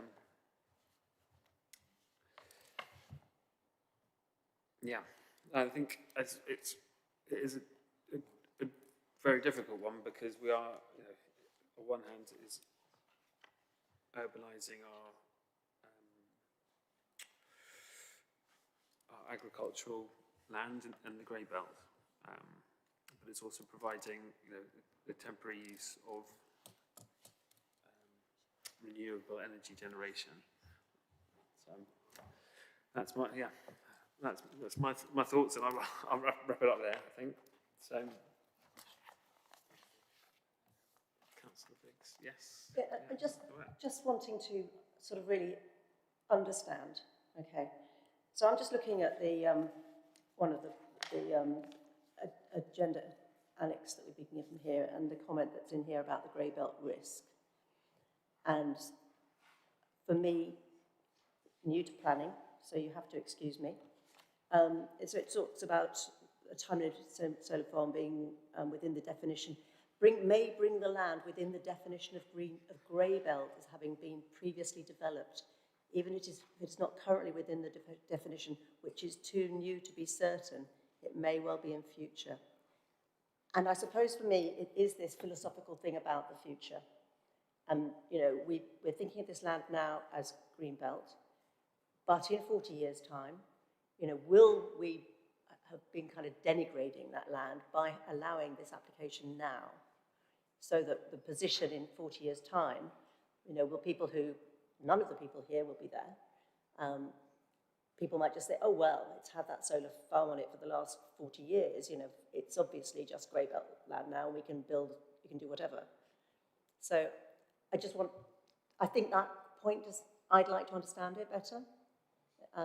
Excellent. I think okay. Is that okay? Rebecca Smith has something to respond to on that. If I can come back to you on the concern that you're raising about previously developed land, the MPPF actually defines previously developed land, and it has to be land lawfully developed or currently or formerly occupied by a permanent structure. These are temporary structures, so hopefully that alleviates your concern about the land being considered to be previously developed in 40 years' time.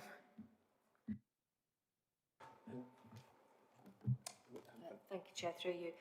Councillor, I understand what you're saying, but the application is the one we are considering, and we do, there are applications that are permitted, huge development sites that have 106s attached. Those developments may take many, many years to come forward. We have to trust in the process. We have to trust that those come after us, look after what we've done. But it is about this application before you now, not something we can worry about that those that come after us in 40 years' time look after. We trust in that process. Thank you, Vanessa. And so, Councillor Thomas. Yeah, just, I suppose, covering this debate, Councillor Williams does make a lot of valid points, and I recognise that. However, I would lean towards agreeing with those points if the nature of the application was not temporary. And because of the temporary kind of underpinning of it, I believe, especially when we consider the environment right now, the things we're seeing all around us, solar energy and those renewable sources are more important than ever. And so the temporary nature of this, I believe, pushes up those benefits, and therefore I do lean towards voting in favour of the application. Of course, yeah, Councillor. Thank you, Chair. Sorry, everyone. Yeah, I agree that everyone has made some very valid points, and as you said, it is a very sort of difficult application. There are lots of trade-offs that have to be made. I do agree with Councillor Thomas that renewables are vital in the environment that we live in at the moment. And I think the question about the impact on the character and the natural environment around, I think the planting and screening shown on those 15 and 40 year representations sort of alleviate that. Yes, they change the visual of what you would see right now if you stood and looked at the area, but the screening, I think, does quite a good job of keeping it look a little bit like a bit of woodland from afar, that I think is acceptable. And I think it is a conversation about the greenbelt is valid, and it's how do we sort of alleviate those worries. But I think in terms of powering, I think was it 13,000 homes annually, I think it's super important as we're growing South Cambs and the area in general, and having more power generation is super important and stops us basically burning carbon. So I would agree with the application. I think everyone is happy, and I think we all had a chance to speak on this. We should now move to a vote. Before that, we have the Officer recommendation is on page 85 of the agenda. I think we summarise. Thank you, Chair. So the officer recommendation as set out on page 85, as you have already outlined, is to approve with minor amendments delegated to officers, with an amendment to condition 12 to merge. There's unfortunately a typo, so 12 and 13 are actually one condition and should run concurrently into each other. So therefore, the rest of the conditions would be renumbered from that point onwards. And I also believe an amendment to condition 3 to ensure that concrete foundations and all hearth surfacing are also included. Thank you, Chair.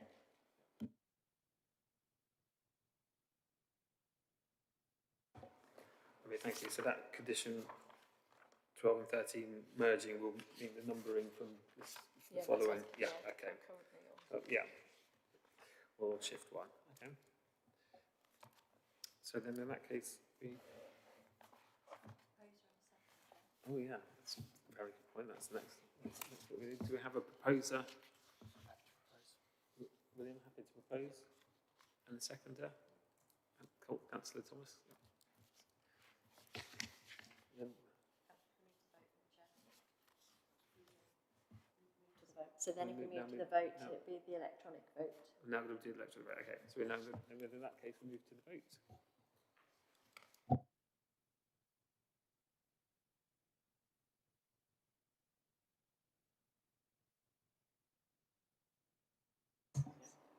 So, yes, Chair, I think everybody's voted, so I can read that out. So that's 4 votes in favour of the officer recommendation and 1 vote against. Therefore, the application is approved. Okay, thank you very much, Sarah. Okay. Should we take a short 5-minute break at that to allow the Chair to return? Yeah, agreed? Okay.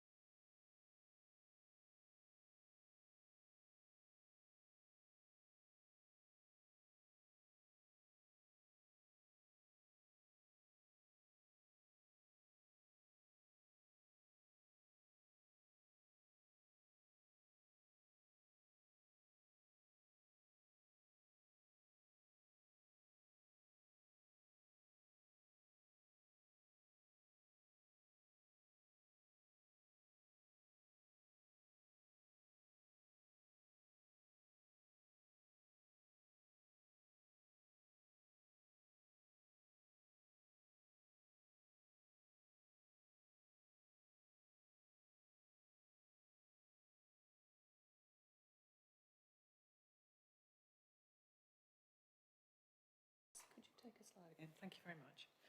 Okay, so thank you very much to Councillor Rickson for handling that application in my absence as chair.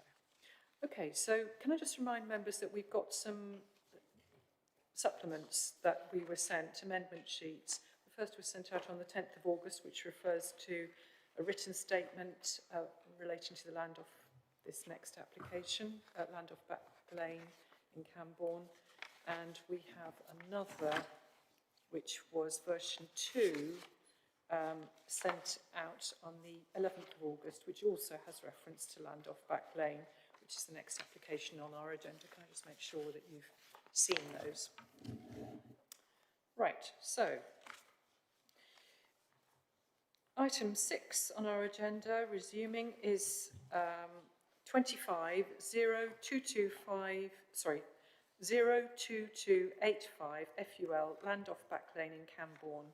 And Amy Stocks, our principal planner, will present the report. Thank you, Amy.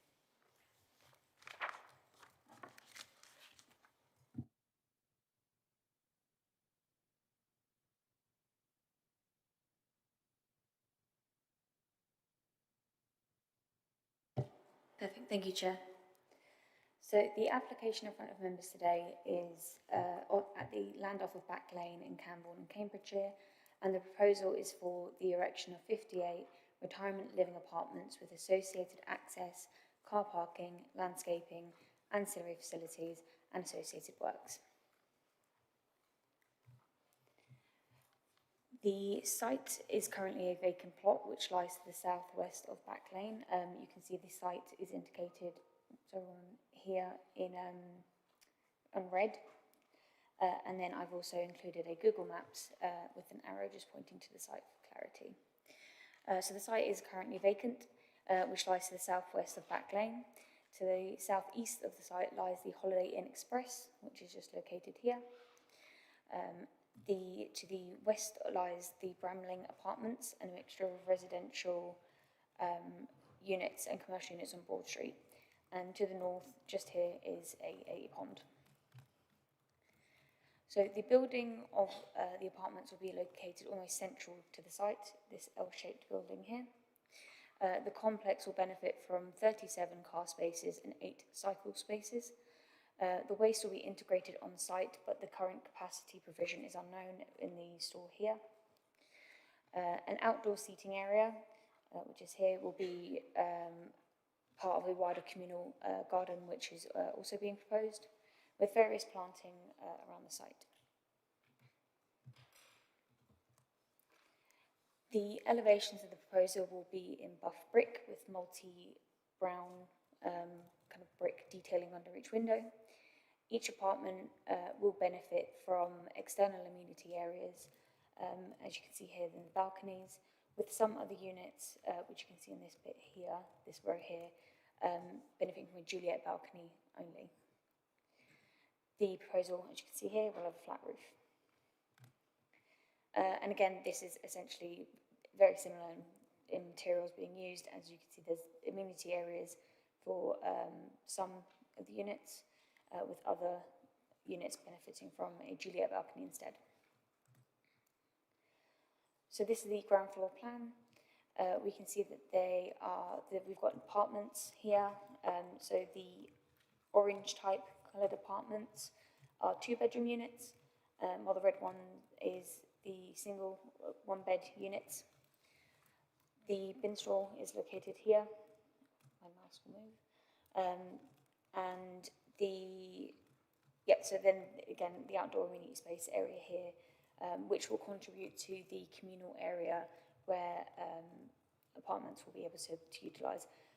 What's different with this floor is that there's also a lounge area, again, for occupants. And again, from first floor to third floor now, the layout is essentially the same. We've got a mixed kind of use of different types of apartments from 1 to 2-bed units. And you can see where there are balconies on some of the units, and then Juliet balconies on others, where there is a terrace area essentially protruding from the side. Again, very similar layout. And then, yeah, third floor, again, similar layout, so I won't reiterate those points. And then the roof plan, so we can see here we've got approximately 350 solar panels, which will be on the roof. So various planting is being proposed on this scheme. We've got various hedges around the communal areas, with kind of trees being located around the site. I believe it's 30 trees interspersed between parking spaces, with kind of a grassed area here. And this is more of a detailed planting, which just kind of goes into where kind of native trees, small trees, proposed trees are all being shown. There are existing trees on site that front the lake neighbouring the site, and this is a constraints plan, so you can see here we have the root protection zones of these trees. And then the next plan will show where the building will sit in relation to these trees, and the dotted red lines is where these trees will essentially be removed and the canopy is impacted by that. And this is just for kind of completeness. This is what the proposed drainage will look like on site, so we can see that there's kind of a designated kind of crate system here, and just a kind of levels plan, which was also submitted as part of the application, so I would kind of show for completeness. These are visual montages of what the proposal will look like. So these are not scalable, but this is just to give members an idea of what the proposal would look like.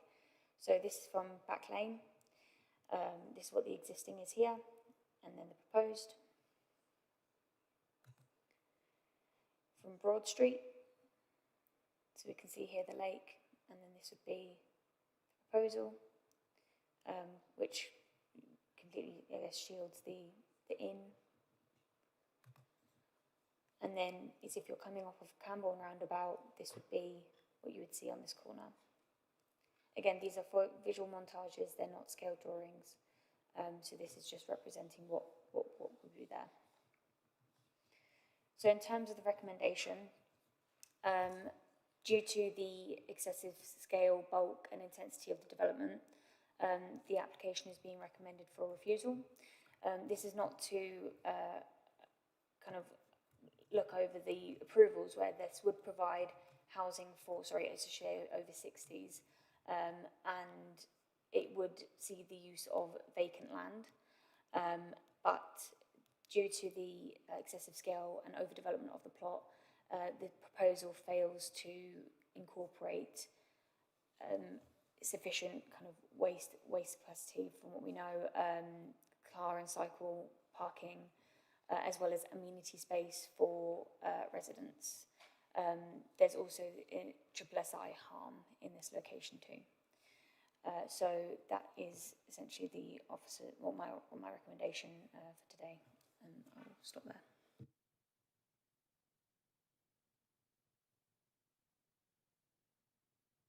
Thank you very much, Amy.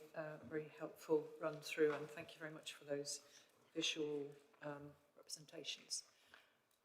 As a result of Amy's presentation, do we have any questions to the case officer? I'll kick off with one, and that was, it occurred to me that Back Lane is actually a very busy road into Camborne, and would any of the properties on the northern face of the building facing Back Lane be required to have permanently closed windows and passive ventilation? So a noise assessment was submitted. Environmental health raised no concerns in terms of noise from Back Lane with those units. So it wouldn't be something that we would, if in the event of an approval, would be conditioned. Okay, thank you very much. Any other questions to Amy? No. Oh, okay, James. Sorry, Councillor Rickson, carry on. Thanks, Chair. Thanks, Amy, for the presentation. I just quickly just bring up visual montage 2. Yeah, I just wanted that one. Yeah. Oh, yeah. This is that one. Because looking at I know this is a visual montage, but looking at the tree plans, all of the trees between the property and the lake were being removed. Is that right? So in this visual montage, they've sort of retained them. So we've got to imagine that they're not there. Is that, or are they being replanted? So what I will do if I go into the tree plan, we can see here that some are being retained. So the green shows some that are being retained, but there are canopies here of, I believe it's 3 that are being removed, or three things. As you can kind of see here, they're all category C trees, so they're not of high quality, but that still doesn't negate the fact that the development of the plot would kind of not allow for trees to be replanted in those locations. So there are trees being removed. I guess in terms of the visual montages, there is some retention of trees, but I would have to clarify which ones those exactly are. No, that's really helpful. And just because things like this are really helpful, it's just good to know exactly what we're looking at. And then am I allowed to ask just about the history? Has this site been through design review panels or pre-apps at all? So yes, there was a... sorry. So there was a pre-app on this application. I don't believe it's attended design review panel, but there has been previous applications on the site. I believe I've put that in the committee report of the planning history, but in terms of there has been a pre-app on the site. Thank you. Okay, so thank you very much. So let's move on to the public representation. So firstly, we just draw your attention again. There's a written statement 1 from Objector Russell Jenkins and a written statement 2 from Objector Maxine Smale, which are both on the website and also we've received emails from them. So the third speaker is from the Parish Council, Julie Eyre, speaking on behalf of Camborne Town Council. So we look forward to hearing what Julie has to say. Can I just check with you while you're preparing that you've got the authority of Camborne Town Council to speak on their behalf? Thank you very much. Right. So you've got 3 minutes, and we look forward to hearing what you have to say. Oh, hang on. We need to have your microphone on. Yes. Okay. The 3 minutes will start from now. Don't worry. Thank you. Camborne is a vibrant and active community which embraces development and accepts and encourages change, but not at any cost. And unfortunately, the application before you today is not one of a quality that Camborne Town Council feel they can support for several reasons. The design and form of this proposed development is poor and doesn't enhance the character or have any social inclusion benefits within it. Consequently, the Town Council objects to the application on the following grounds. The design of the building does not respect its environment. The developers have not taken a design-led approach. They appear to have been a minimum-sized building in mind and decided it must be accommodated on the site. And it simply does not fit. The consequences of the development as it fails to accord with policy HQ1 of the adopted South Cambridgeshire Local Plan 2018 in respect of A, C, D, E and H. This is a landmark site and is an opportunity to celebrate the quality of Camborne. But this building design form, height, massing and materials fails to take advantage of that and does not positively add to the character and form of Camborne. It has no characteristics which are special. It has no positive architectural design within it, with blank walls, poor openings and no clear relationship to its surroundings. The internal layout is poor. The footpaths and roadway networks do not meet the required standards. The amenity spaces provided by the developers associated with apartments is poor. The upper floors have 3 square metres of external amenity space and the lower ones 5 square metres, well below the required 10 square metres in the South Cambridgeshire Design Guide. The external spaces is very small, which again is a reflection of the overdevelopment. 80% of the 1-bedroom units have been designed below the standard to accommodate 2 people. Not good design. The car and cycle parking is inadequate and poorly laid out. The parking standards are not met. Residents will struggle to get safe public access transport to the transport network due to the lack of crossing and the location of the building, contrary to policies T2 apologies, and 3 of the South Cambridgeshire Local Plan. Bin storage is undefined. This was submitted months ago, and several opportunities to address issues like this have been missed, and the details are still missing, which defines the quality of the submission, but means that the LPA cannot confirm that the minimum space requirements can be met. This is important to the site, which is designed to a minimum or below on many aspects. There simply may not be enough space to accommodate the required bin storage. Therefore, a condition, if opposed, could not be relied upon to be achieved. The open space is poorly designed and doesn't embrace ecology on the site or use existing trees and shrubs. It does not seek to enhance the existing environment. Ecology enhancements on the site should be site first. These opportunities have been missed. One of the most concerning parts of this application is the development does not consider the need for health facilities. Are you drawing to a close? Yeah, one more paragraph. They ensure that the appropriate infrastructure for Cambourne. Cambourne is a growing area. Pressure on existing health facilities is high. Without the data assessment, it is... Sorry, I'm going to call there. Thank you very much. We heard the gist of what you were saying, so thank you.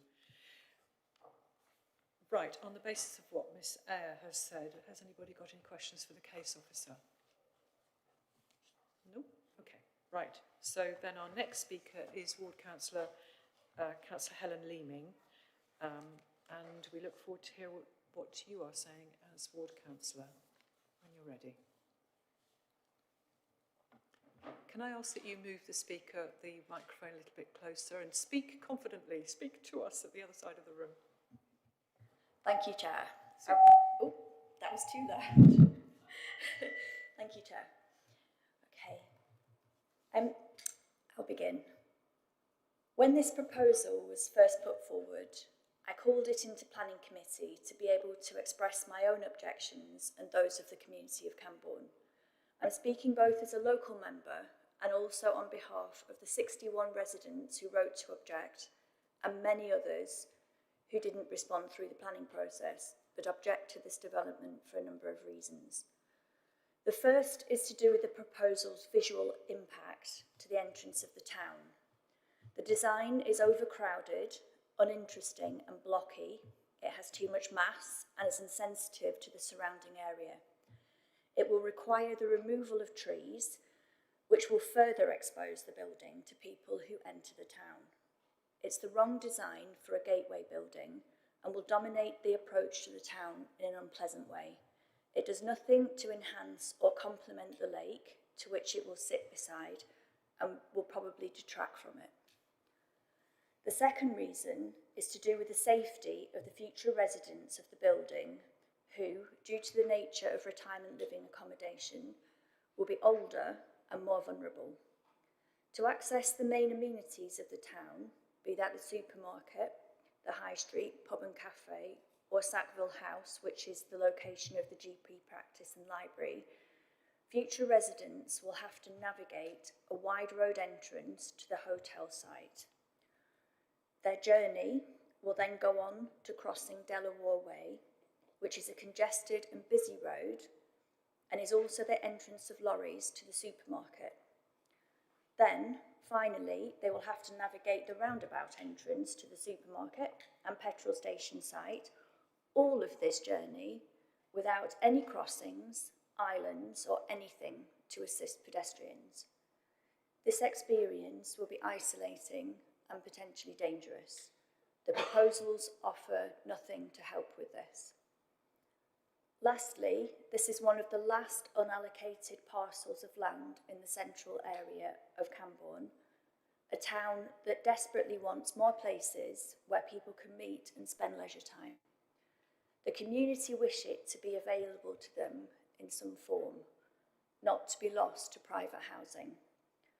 Earlier plans to build a pub there were supported, but a residential block like this removes the opportunity for this piece of land to be available to the community, whether that would be for retail, a community or leisure building, or some sort of hospitality venue like a pub or a restaurant. Cambourne needs more than just housing to thrive. The loss of land for community use, the lack of care for vulnerable future residents as pedestrians, and the insensitive and dominant design mean I object to this proposal in the strongest terms. Thank you very much, Councillor Leeming. Just in time. Okay. Has anybody got any questions of Councillor Leeming, that have been prompted by what Councillor Leeming said that you would like to ask of the case officer? No? Okay. Right, so then we come to Ward Councillor Michael Booth, also of Cambourne, who I believe is online. Can you? Hello, yeah, can you hear me? Yes. Would you like Yeah. to put your camera on, or will that scupper your mute? I can. Audio? No, it won't. Can everybody see me? Hello? Yes, we can. Thank you very much. Could you take the accommodation down briefly so we can see Councillor Booth? Thank you. Great. So I think a lot of what what I'm planning to say has already been covered by the excellent statements that were made in the case officer. Oh,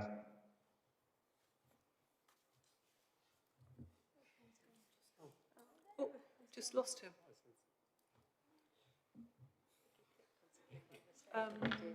That's a shame.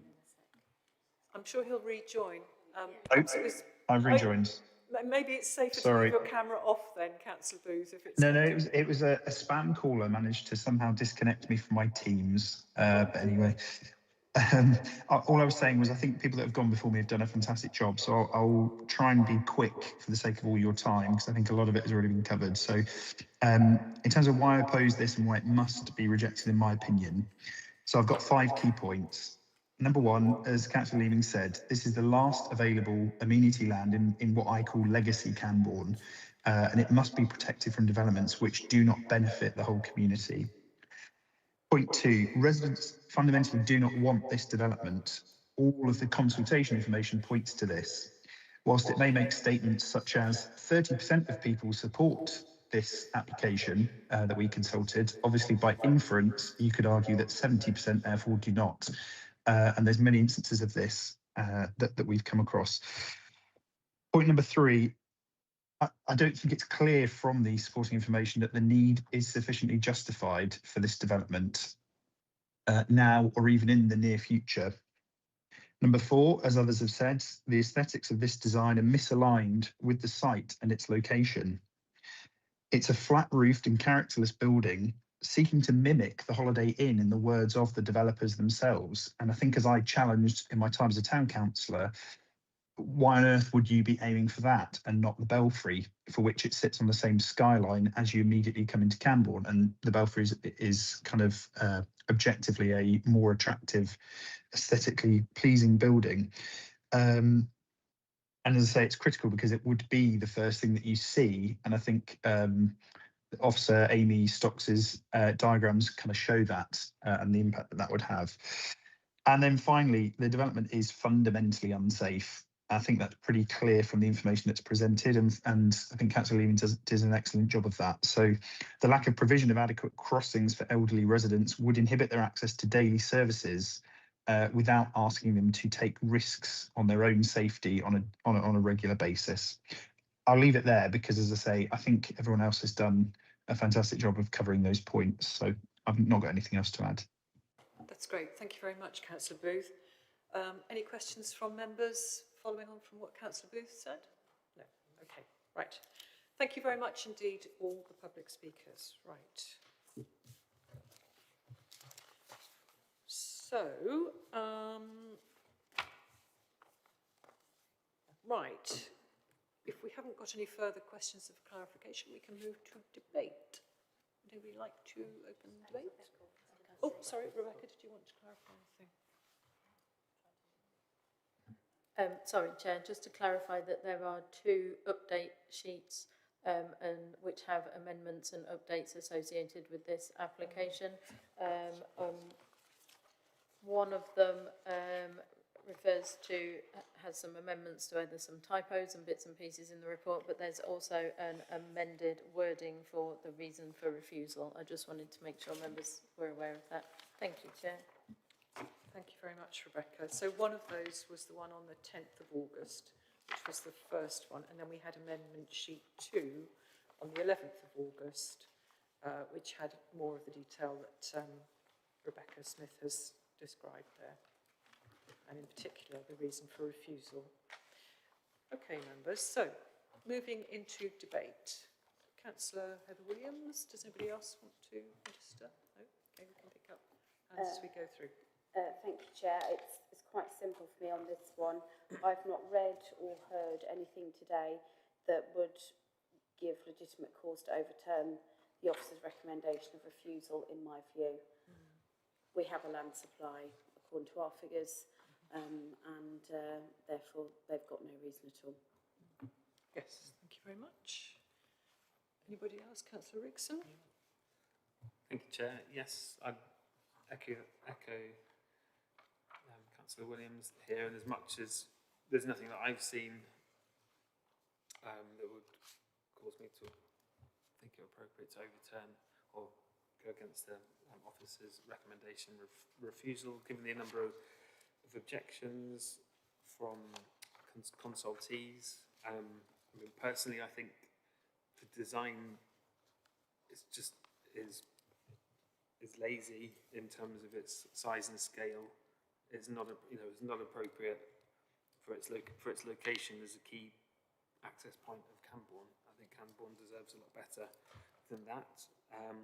What's put forward, I mean, it's more appropriate for a dense urban site where there's no need to see the elevations, or more difficult. I think the glass amenity or glass balconies also don't appear to me to be particularly appropriate for that site as well. So yeah, I think given that, I would support the officer's recommendation for refusal. Thank you. And somebody else want to speak? No? Okay.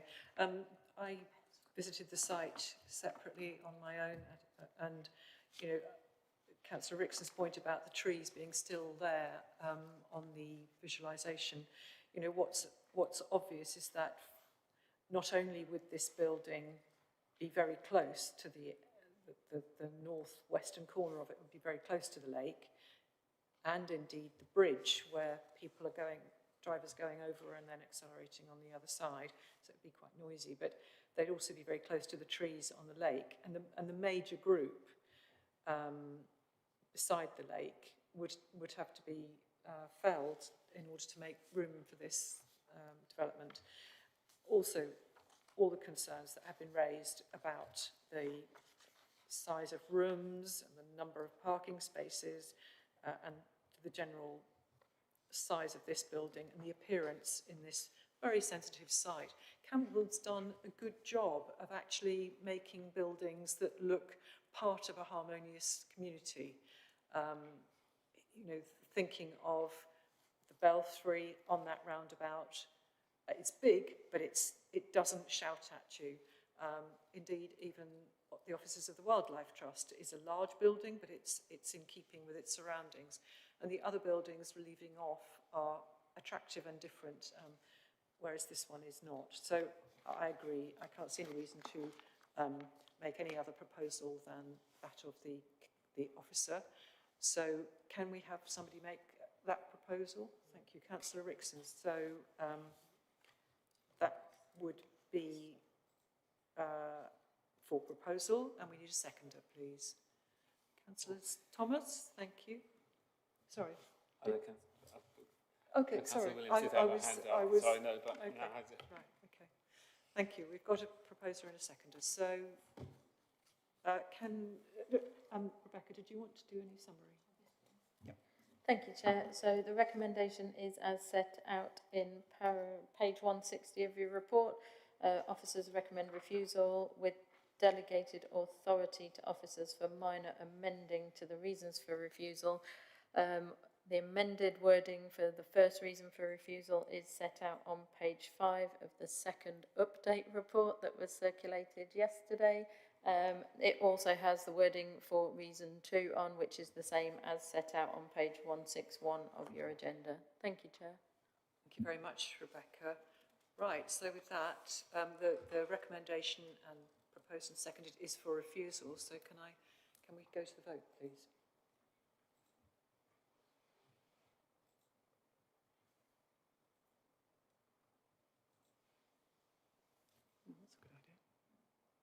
Chair, I'm not sure if it's helpful to... No, hang on.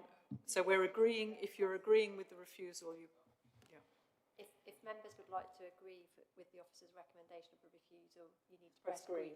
green. Yes, sorry, I normally explain that with refusals because it's not quite red. tricky. Okay, so we're unanimous, I think. We've only got 6. There should be 7. 1, 2, 3, 4, 5, 6, 7. Has somebody not voted?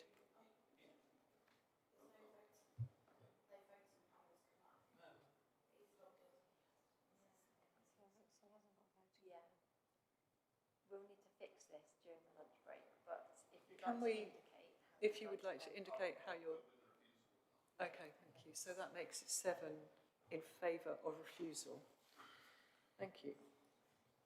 Thank you very much indeed, members. And I propose now, so thank you very much, everybody who spoke on that one. I think we're going to take a break for lunch at this point. Okay, so thank you very much, everyone. We'll break now. Is half an hour long enough? Or do you want 40 minutes? Okay, so that takes us, can we take us to 1:15, please? If we could come back by then. Thank you very much, members.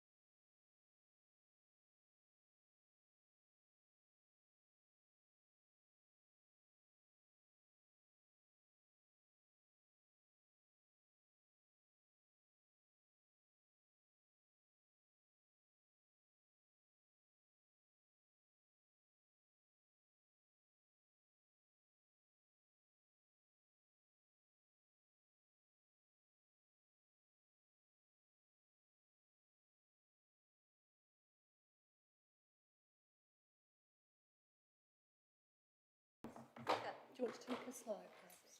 Thank you. Okay, thank you. Right, so welcome back, everyone. On what's the date? 12th of August. We're now looking at item 7. Starts on page 163 of our agenda.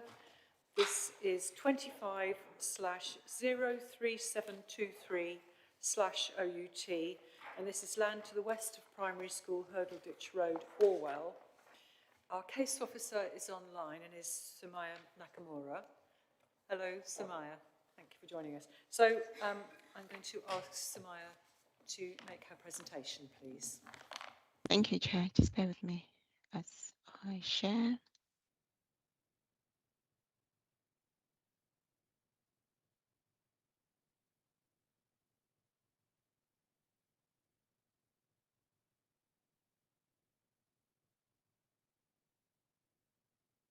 Right, Chair, can you see my presentation? Yes, we can. Thank you, Sumaya. Thank you.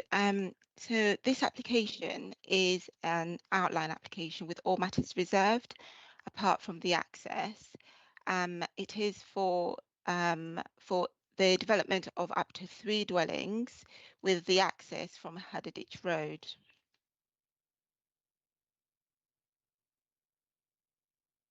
Right. So the application site is edged red, this here. It is to the north of Herderditch Road and measures approximately 0.1 hectare. The site is to the west of the Petersfield Primary School, which is this one here. And north and west of the site is a residential development, which I'm just going to show on the area view, which is this development here. South of the site are more residential properties, which are these here. And in terms of services, there is a bus stop and a pub on Chequers Close, which is on the extreme north of the site, so up here. There is also a church further north of the site. There is a footpath that runs on either side of the site into the village, so along from here on either side. So in terms of site constraints, this site is relatively near the development framework boundary, which is dotted in the black line there. And there are no other constraints. So I'm just going to go through the background of the site history. An outline permission was granted, which the description included the application site to be used as a community car park and a coach drop-off facility. It's important to note, members, that at the time of the outline permission, a condition to secure the use of the car park for school was never imposed on the permission, and this is one of the main points that representatives have made.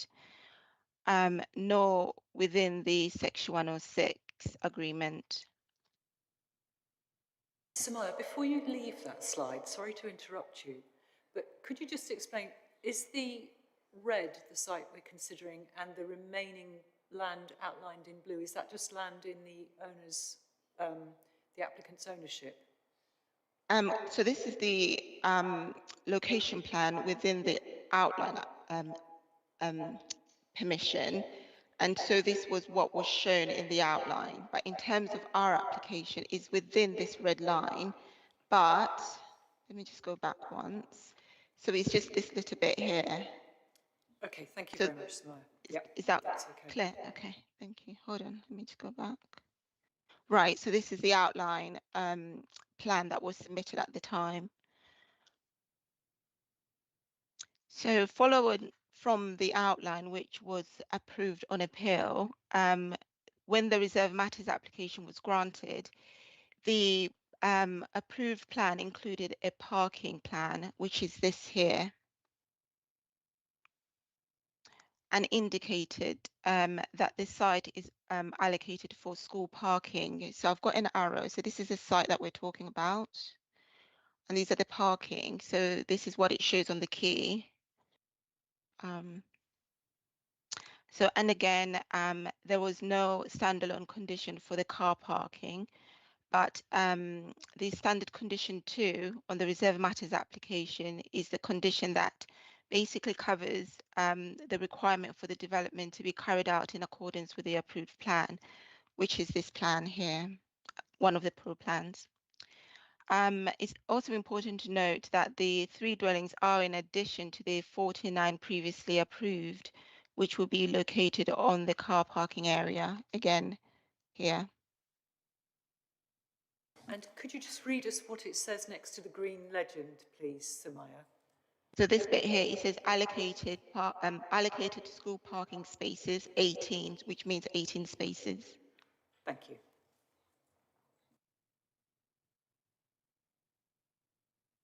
So I'm just going to go through the kind of the current proposal, which is illustrative. So in terms of what is being proposed in this illustrative plan, this is just a graphic representation. Up to 3 dwellings are proposed utilizing the existing access of Herditch Road, which is this here. The other 2 dwellings potentially be accessed by connecting to the existing drive. So there's an existing drive, which is this, and then they're potentially would connect to that.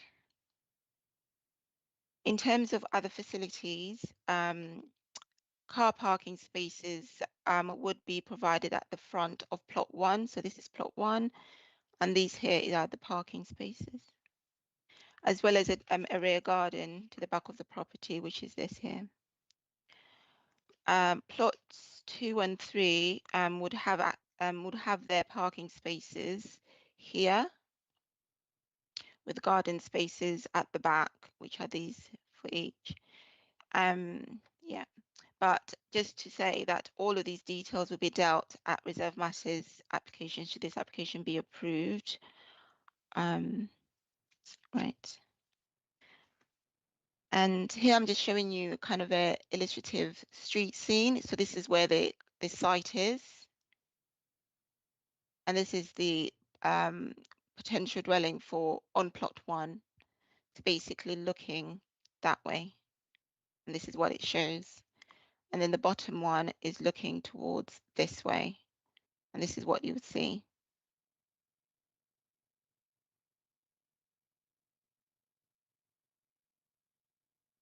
So to give you some context, I'm just going to show photographs. Right, so this is the site here, and that's the car park.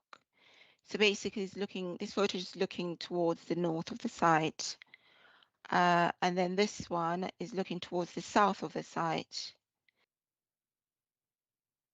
And then this one, it is looking towards the south of the site, but showing where the access to plots 2 and 3 will be. So this is the bit that I showed you. And then behind this hedgerow is the site. And then this is just looking towards within the site, but looking towards the west of the site. And then this is looking from the point of view of like standing here, and the site is in here, which is towards the northwest of the site. Sorry, the west of the site, not the northwest. Sorry.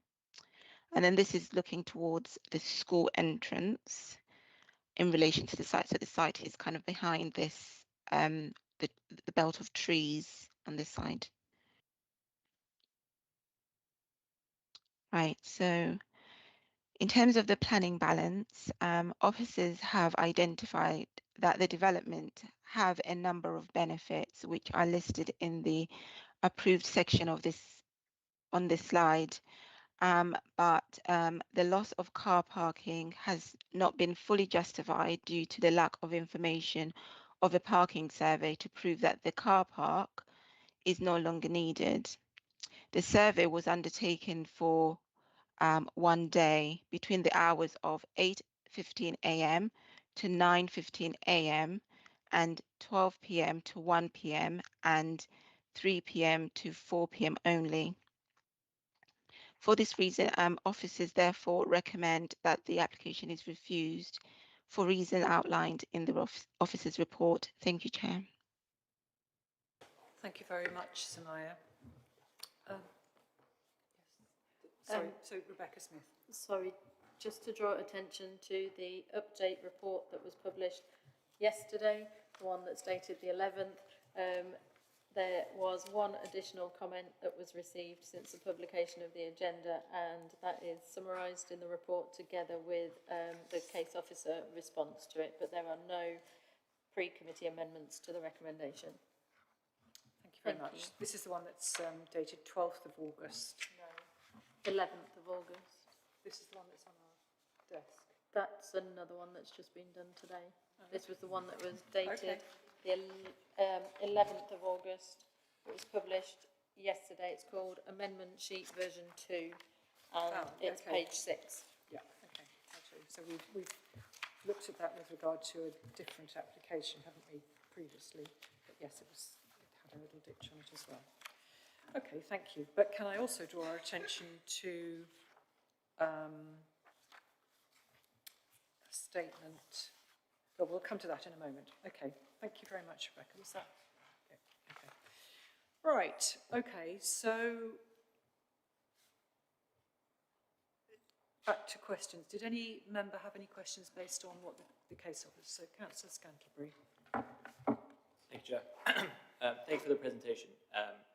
You mentioned that the timescale that they did the car parking sort of assessment. Is there a sort of standard like process of what you would expect to see in something like this over sort of, how many days they did the assessment over? Thank you. Not necessarily, however, for us to get a full picture of how that site is used, officers provided at least, well, the first time when officers engaged with the applicant, we did ask for 4 weeks. However, the applicant considered that to be excessive, and therefore we considered that the minimum should be 2 weeks in order for us to get a full picture of how that site is being used. So indeed, they did do one, but 1 day does not give you a picture of how the site is being used, particularly for pickups and drop-offs and pickups during school hours. So that's why we asked for 2 weeks, because we thought it was the minimum we could ask for. Thank you. Thank you. I think I might wait until after one of the local members has spoken to ask a subsequent question. But does anybody have any questions for the case officer? No? Yeah, okay. Point of clarification for Councillor Rickson. Thank you, Chair. Thank you, Samantha, for the presentation. So my question, just in terms of the planning history, just the site that we're considering was approved on appeal as a car park for the school, and that was in the title of that application, and it was in the approved plans as well. So the application would need to be delivered as approved plans. So what's the relevance of highlighting the fact that it was not conditioned? I don't quite understand how that sits, because let's ask Samaya. Thank you, Chair.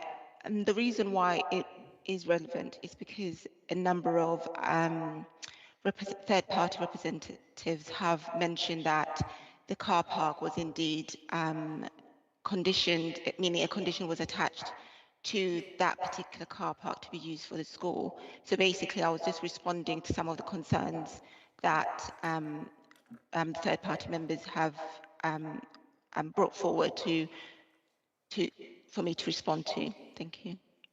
I think, but the point being that that's what the residents who've raised concerns have said, but in fact the point is that that application, which was approved on appeal, did not actually have a condition relating to the continued use of that land as a car park.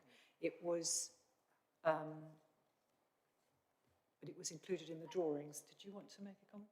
Yeah, I would just say that it was in the description of development. It said community car park and drop-off area, and also there's in a condition, I presume it's condition 2, that development has to be carried out in accordance with the approved plan. So there wasn't a specific condition relating to ensuring this particular car park was provided, but it was that the development had to be carried out in accordance with the approved plans, which is why this now comes forward as a separate application, because they wouldn't be able to vary the original permission because you can't vary the description of development. No. And there's no condition that they could vary to change this land use. And the drawings in that approved plan, which was for the 49 houses, showed this as being a car parking area for the school. Okay, so there was a precedent set, or, you know, it was determined by the drawings and the description. I think it was annotated as a community car park and coach drop-off facility. Exactly. Right, okay, so let's go on to our speakers. So can I just draw to your attention that the first of our speakers was due to be Phil Goddard, who I think is a resident, but he was here earlier on but couldn't stay. So we've been given on our desks a further document dated 12th of August, headed Agenda Annex, and it's headed 3-minute opposition summary, health and safety priority version. Chair, if I may, this is the speech that Phil Mr. Goddard intended to say, so yes. as he's not able So to be can I here. just give us a couple of minutes to read through that, members? Let's just, while we're still online, let's just spend some time reading it.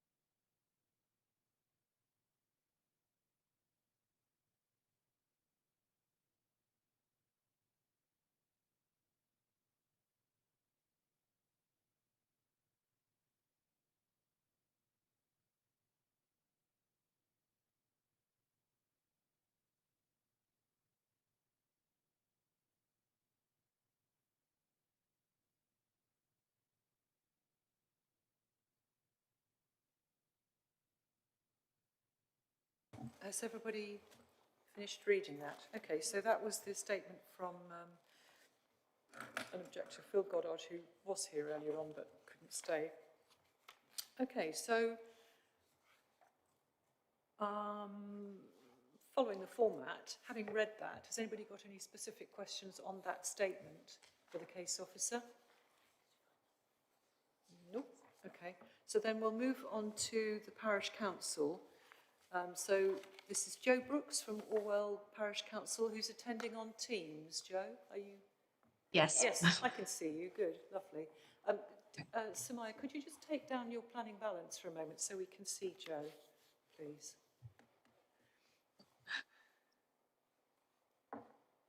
Okay, I think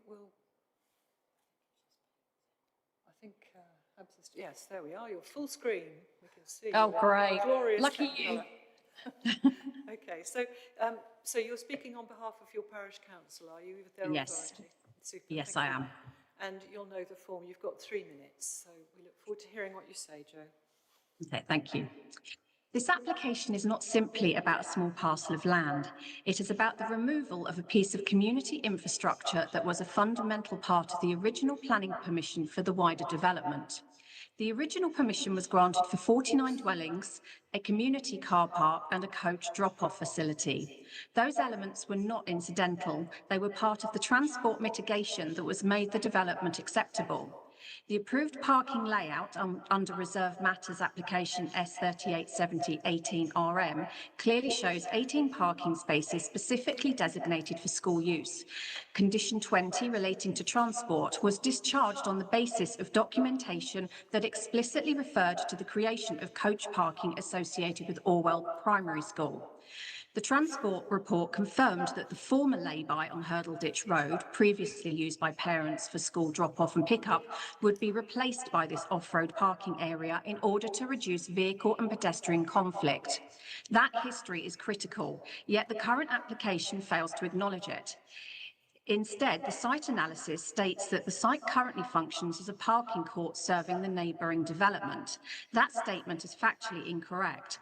The parking area serves the primary school, parents, visitors and local residents. Misrepresenting its existing use materially undermines the integrity of the application.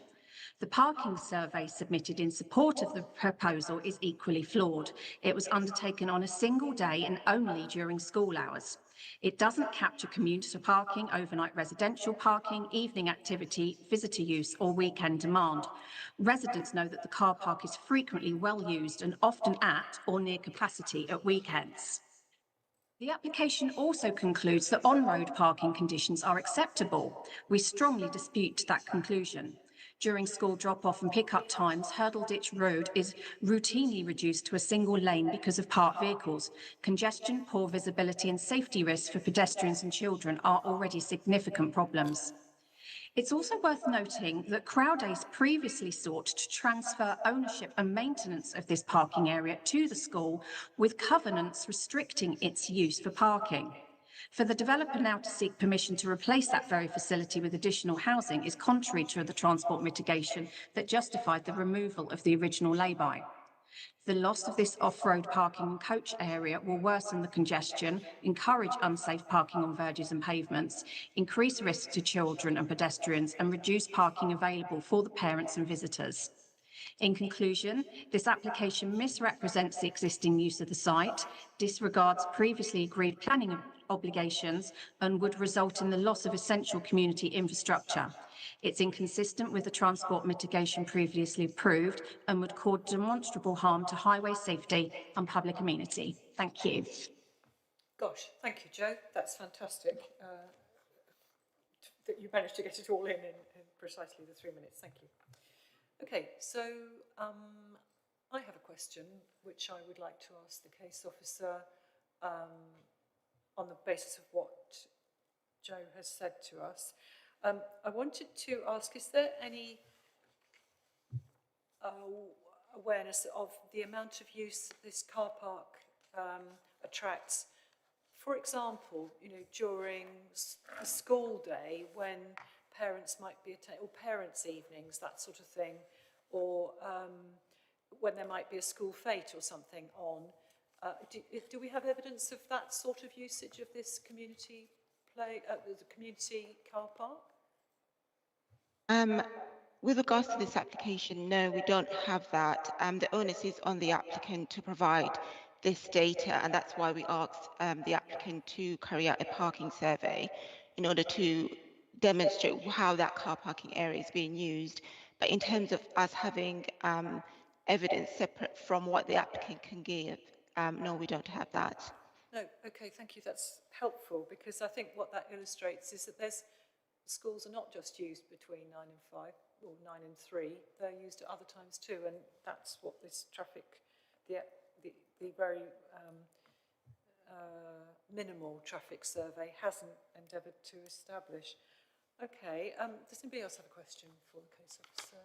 No? No? Okay.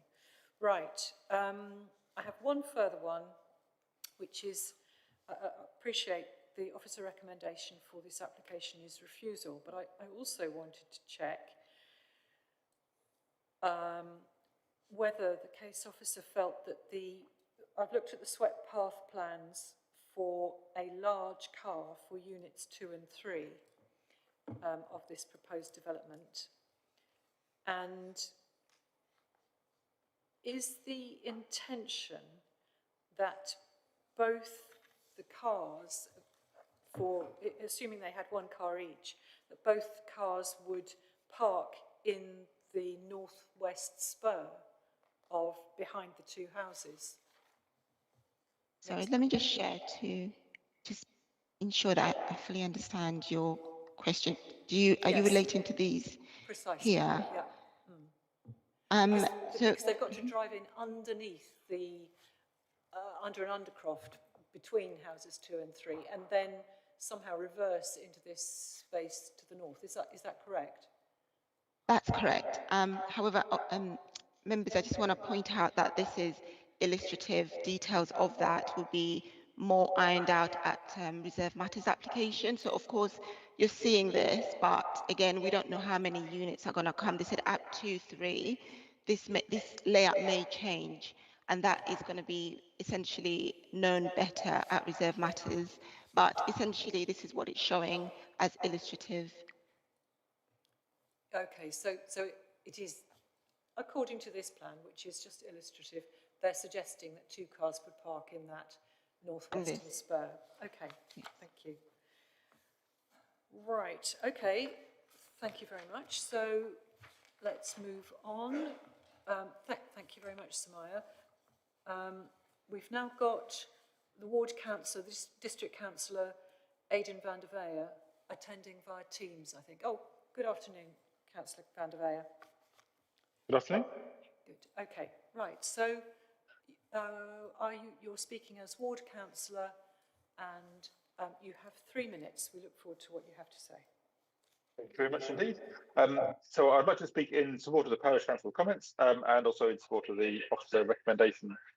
It isn't an unusual situation to have congestion around a village school at the start and end of the day, but that doesn't mean we should just shrug our shoulders and allow it to get worse. The catchment for Petersfield Primary School in Orwell covers 6 parishes in total, which I think is the highest number of any primary school in South Cambs. A lot of children come by bus, but inevitably a lot also come by car. This means that the streets around the school are very busy at drop-off and pick-up. As we know, parents tend to park as close as possible to the gate, but having a nearby car park with good capacity is a hugely beneficial facility that helps stop the problem from getting out of hand.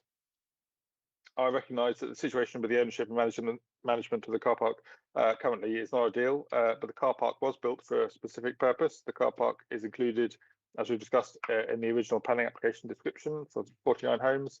As the parish council noted, the car park was in part provided to replace the 5-car lay-by that was lost with the new development. It's on this basis that the development was approved. The car park functions in line with its original purpose and will continue to do so. So until we're confident either that the loss of the car park will not really have a knock-on impact, which isn't currently the case, or some alternative can be provided, then the officer position is correct. And as I said, I do support that. Thank you very much for your time. Thank you very much, Councillor van der Veer. Thank you for filling in the detail around how the previous lay-by functioned and also the quantum of usage around this car park. Members, does anybody have any questions to the case officer on the basis of what Councillor van der Veer has said? No? Okay, right. Thank you very much then. Thank you very much for attending, Councillor van der Veer. Good to hear from you. Okay, so members, just to remind you, the recommendation is for refusal of this application, but we move into debate. So would anybody like to start? Do you want to? Okay, Councillor Rickson, do go ahead. Thank you, Chair. Yeah, I think, from the presentation we've seen and the comments being made, it's clear that the car park is used and is a valuable asset. I know particularly in the villages and areas I represent, school pick up and drop off is often an issue in terms of traffic management, and to see the reduction in particularly necessary, the reduction of car parking, I think is not, I don't think would be helpful. I can understand and sympathise with the comments made in relation to how busy it gets and how dangerous it can be on shared footways and the local roads.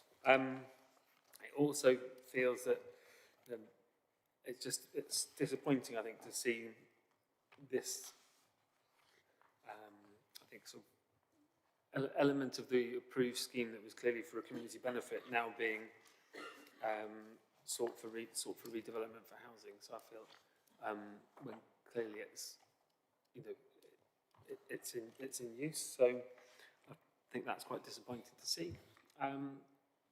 With all that in mind, I haven't seen anything or had anything that would urge me to go against the officer's recommendation for refusal.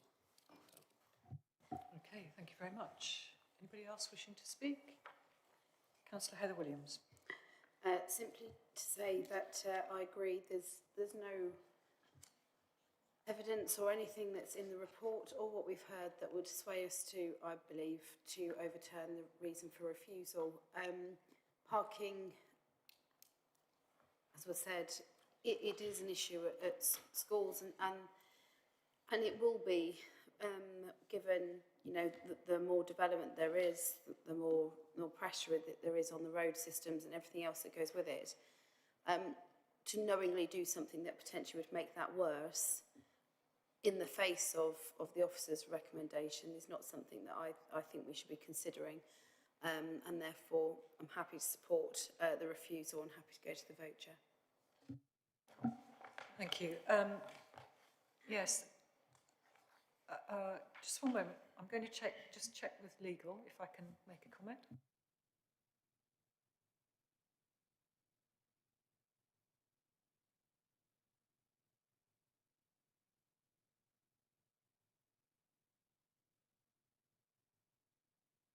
Right. So my concern, absolutely, I agree with others. I can't see any reason to go against the recommendation to refuse, because we all know how difficult and how congested roads get outside schools at drop-off and pick-up time.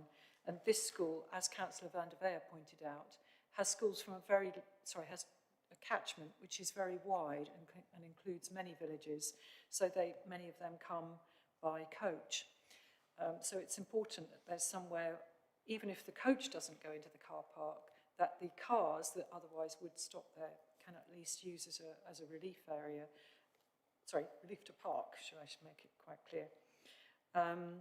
And this was inherent in the previous approval, as in paragraph 12.2 on page 175, that the plans approved the 49 houses and this community car park because it was to serve the wider community and make this whole area safer. So I don't see any reason to go against that recommendation. So I'd like to propose that we ought to, I will probably be agreeing with the recommendation to refuse, but Rebecca, do you want to do your summary? Thank you, Chair. The recommendation is set out in section 23 on page 185, 186 of your report. Officer recommendation is for refusal with minor amendments as drafted delegated to officers. The one reason for refusal is set out at 23.1. Thank you, Chair. Thank you very much. Yes, which is that the applicant had failed to provide adequate evidence to demonstrate that the proposal would not result in an unacceptable impact on the highway safety and parking and other aspects. So, members, I'm happy to propose agreement with the officer's recommendation of refusal. Would anybody like to second? I'll take Councillor Farrer on this occasion. Got them moments before. Okay, so we have a seconder, and let's go to the vote. Yes, so just to clarify, if you agree with the officer's recommendation of refusal, you press green. If you do not agree, you press red. Okay, so that's unanimous. So that's 7 votes supporting the officer recommendation of refusal. Thank you very much, Sumaya, and thank you for the people who attended from Orwell. Much appreciated. Right, thank you. So,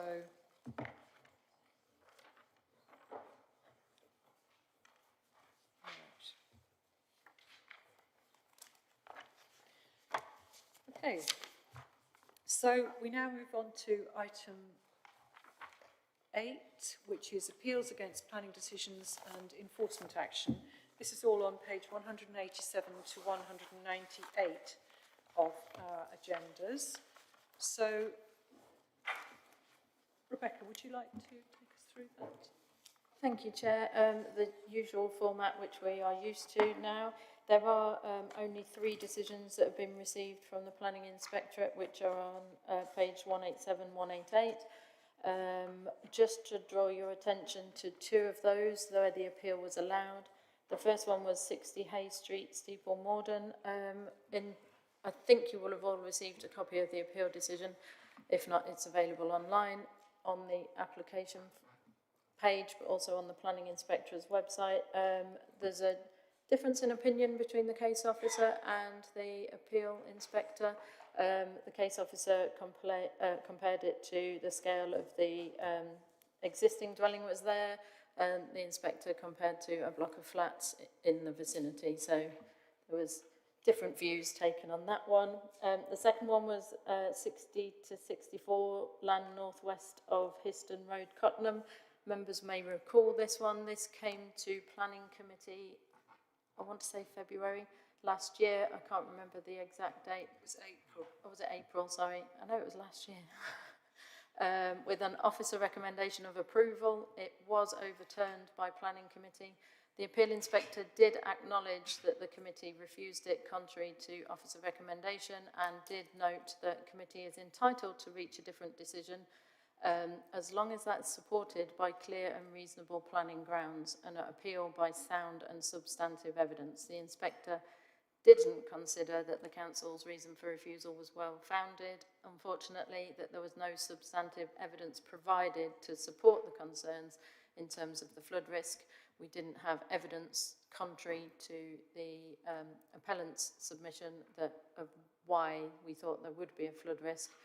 There was no technical consultee supporting our committee recommendation. And just to note that, as such, there's an award of costs against us for the costs for defending that appeal, or for the costs of submitting that appeal. But if you've got any questions about any of the others, please let me know. The rest are just the list of, ever-growing list of appeals awaiting a decision, plus those that have recently been received. Thank you. Thank you, Rebecca. And that's a lesson that we must take on board as Planning Committee, that if we choose to decide contrary to officer recommendations, we need to provide evidence of the grounds for our refusal, and in that case we didn't, and hence the costs have been awarded against us. So we need to be very clear when we go against the officer recommendation. You know, it's a feeling that we might have, but unless we can evidence it, we should be wary of going against officer recommendation. As I recall, the other elements, we can't really ask you questions in public meeting, can we? I believe, is that right? Well, the other elements are appeals that have been submitted or appeals that are waiting decisions. So there's only the first 3 of those that have had decisions recently. Okay. And can I just ask, members are entitled to attend any of the appeals that are listed, where we have dates listed, if they wish to? Thank you. No other questions from members? Okay. So I think that just brings us to the end of the agenda. And oh yes, that's right. Okay.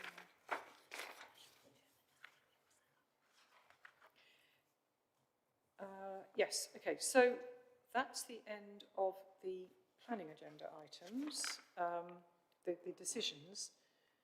But we have, we have the pre-application developer briefings coming on. So we've got two coming there. But can I just thank you for all making sensible decisions, we hope, fingers crossed, about the previous applications. So, moving on to item 9, we've got a pre-application developer briefing on Duxford Airfield and land to the west of the Imperial War Museum Land Warfare Building, Royston Road, Duxford. Excuse me. Yes, given that there's people wanting to make presentations, do you need a few minutes to set up, or is it just yourself? Three of us. Okay, so yes, do you want a couple of minutes to just set yourselves up and we'll pause for a bit?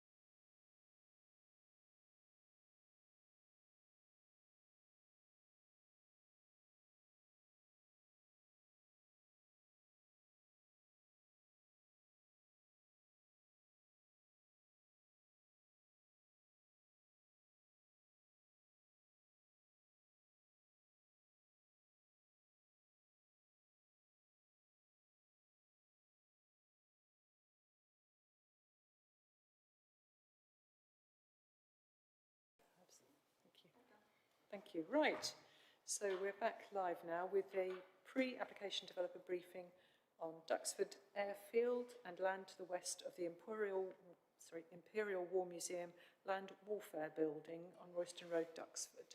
So, gentlemen, would you like to introduce yourselves as you go along? And just can I check how long these good folk have to speak to us? Is it 20 minutes.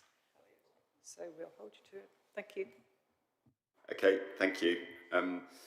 Just very quickly to introduce myself, I'm Lyndon Gill, Planning Director from 25.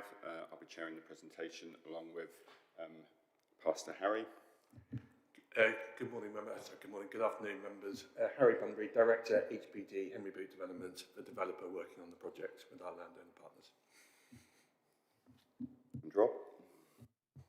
Good afternoon, everyone. I'm Rob Smart. I'm the project manager for Lab and Avtech for the Imperial War Museum. Right, we will just start running through the presentation. We have got a number of members of the technical team as well online to answer questions at the end of this. We're conscious it's quite a long presentation, so we might well have to rattle through things. We just wanted members to see as much of the scheme as we could. So, Harry, do you want to kick off? All good planning applications start with the applicant. There are 3 applicants coming forward. We, Henry Boot Development, are the lead applicant as the developer for the project. And as you would expect, the developers doing the doing on behalf of our landowner partners, who are Imperial War Museum. We'll be hearing more from Rob shortly, and the University College Gonville in Keys. So the application will come forward with all 3 names with it. Why are we here? What is the project? There's a lot of words and there's a lot of text on there. The project starts with the current local plan and policy E7 within it, which is, as members will know better than I do, and the debate around it is around the long-term future protection and endorsement of the Imperial War Museum and its current asset form, and ensuring that any development which occurs next door to it is there for the long-term future of that entity. Alongside that, we have a special situation. We're bringing forward a special case in terms of a project, a unique project, which is aviation technology. And we believe, having done our sequential tests with our partners, is that this is the significant and best location to bring forward on behalf of UK PLC. What is the application? The application itself will come forward as a hybrid planning application. There are 2 aspects of that, as you would expect. There is a detailed on an element of the Imperial War Museum's own asset management plans, which is an entity known as the Lab, which Rob will be speaking on further. We, HPD, will also be bringing forward the first phase of Avtech, which is a 35,000 square foot building. That is coming forward as detailed as we want to get on with it. As you would then expect, the remainder is outlined subject to reserved matters for the remaining 400,000 square foot of space as we come forward as the market matures and progresses. Just by way of very brief background as to who HPD are, we're not well known in Cambridge. We are a national property developer. We're headquartered in Sheffield. Our parent company is the stock market listed Henry Boot PLC. We have a development pipeline of in the order of 1.2, 1.3 billion. We have been around for 140 years, and we are a property development firm with substance and entity, and we're not going anywhere, and we haven't anytime soon. 2 salient projects, which I put forward, is a project in Luton, where we're working with Luton Borough Council, Southend, where we're working with Southend City Council, and Golden Valley and Cheltenham, where we are working with Cheltenham Borough Council. There is a recurring theme in that, which is working with local public authority and institutional landowners, such as Imperial War Museum and Gonville and Keys. This is what we do as a business. Golden Valley itself is particularly relevant here because that is a clustered nature development focused around cyber security, which is an emerging sector, much like aviation technology is. In every project we do, and particularly because it's just so salient and so important to our landowner partners, we want to bring forward social value. We want to leave the place a better place than that what we found it, and we want to bring benefit to the local community around us. We are working with both landowner partners and all other local groups, appropriate local groups, to bring forward that document, which is called a social value strategy. That is being led by colleagues within HBD with the job title Responsible Business Manager. You can envisage where the direction of travel of that bit of dialogue will be going, but we will be leaving significant social value in our development activities.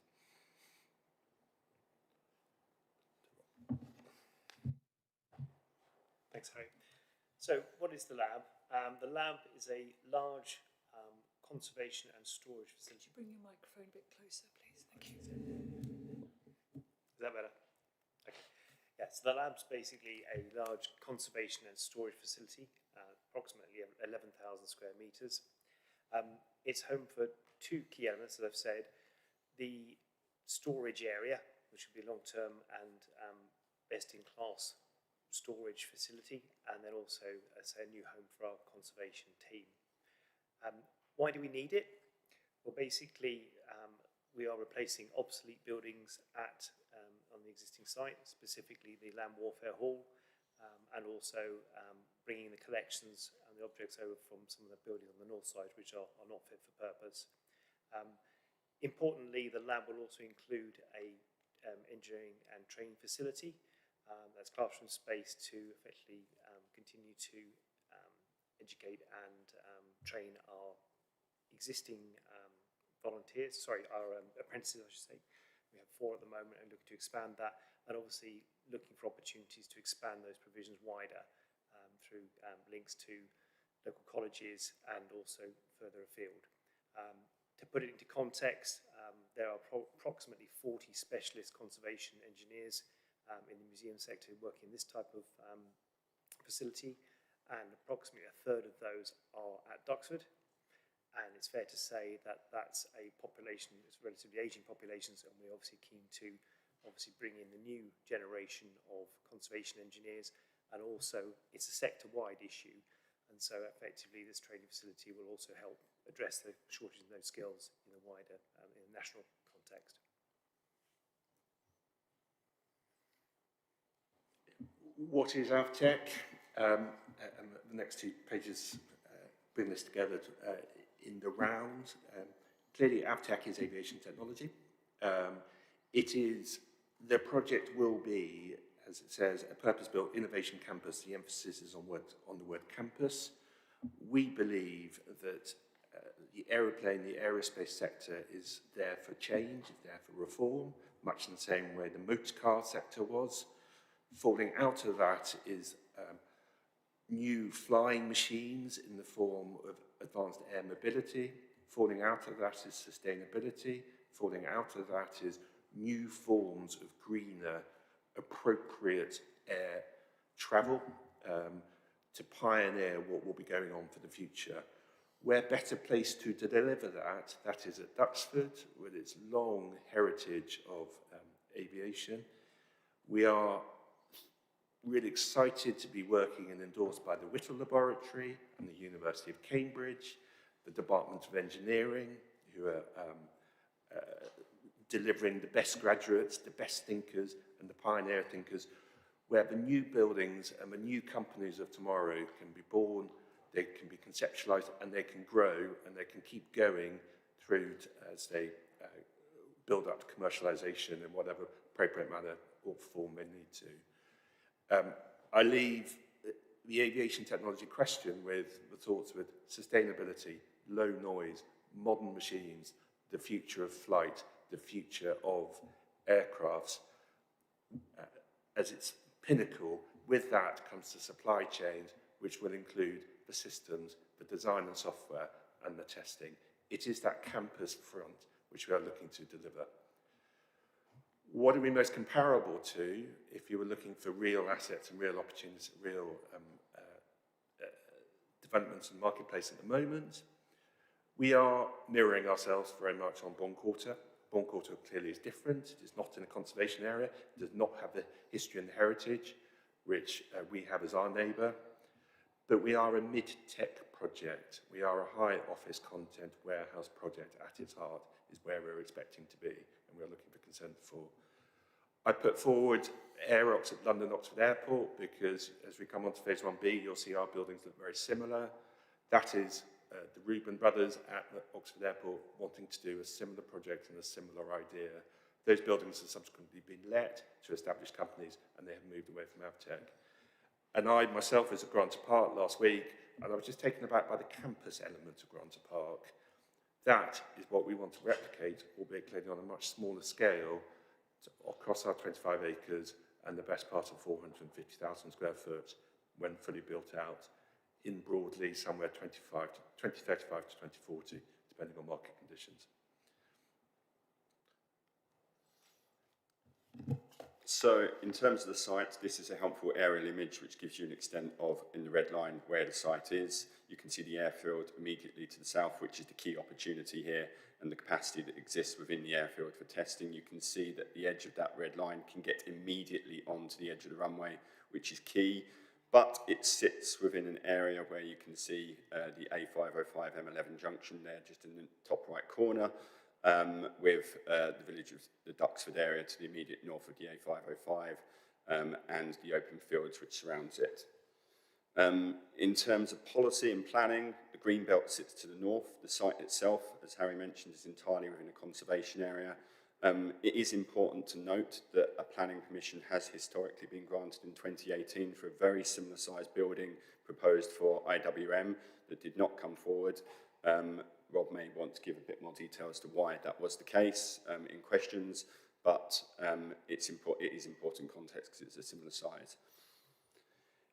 It's important to recognise that Duxford is part of a very substantially changing area. This is an image from the local plan in draft. It's showing all of the extent of major developments, the Genome Campus, Babraham, etc., which are all in and around the Whittlesford area. The policy which has been drafted for the site does include the redevelopment potential of the Duxford site for aviation technology purposes and supports master plan-led development where it functions and is in accordance with IWM's master plan. I think it's important for us to reiterate that this falls wholly within the master plan for IWM. And one of the preconditions of that is obviously the need to protect and enhance the Duxford airfield and the conservation area and the numerous listed buildings. And on that, it is important to note there's a lot of text here. I'm not a heritage consultant, I'm not a specialist in that area. We do have one on the call for later in any questions, but we have given a lot of consideration to this. It has informed the form of the buildings, it's informed the scale of the buildings. We've had several meetings with the conservation officer for a planning performance agreement that we have with Karen and her team. And we have also had 2 meetings already with Historic England to inform the proposals. I'm sure consultation will come up in questions. I would like to put to members, we are working hard on our consultation. We have done a first round of touring parish councils. 1 or 2 people around the table have heard me, but both Rob and I talk at those. We have had on-site public consultations as well, and we're working our way up to a final event in September as we bring forward what will be a robust statement of community involvement. Clearly, alongside that, we have been working extremely hard with Karen and her colleagues around the pre-application processes and design team processes, and it's been a thoroughly enjoyable experience to date. It is probably worth me mentioning transport. Transport inevitably came up. Highways concerns, we imagine it's going to be something which comes up through the application process as well. We have engaged directly with County Highway Authority. We've held 2 pre-apps with them, and we have also engaged with National Highways and agreed the scope of the transport assessment with them. This is just a very quick graph which shows, based on the types of uses, it is an R&D facility stroke mid-tech, so the anticipation is that the shifts will be pretty traditional in terms of working hours. There will inevitably be a peak in the morning and in the evening.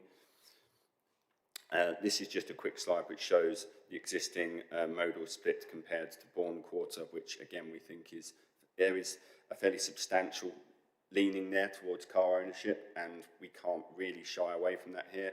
The opportunity is for us to do everything we can to try and encourage people to want to use public transport or to use sustainable modes of travel. What we're going to go on to now is the evolution of the master plan. On the left-hand side is our first effort, almost at the point of our public procurement exercise with our landowner partners, and we've learned very quickly that South Cambridgeshire, Cambridgeshire, it's less car dependent, and you won't be parking outside your front door.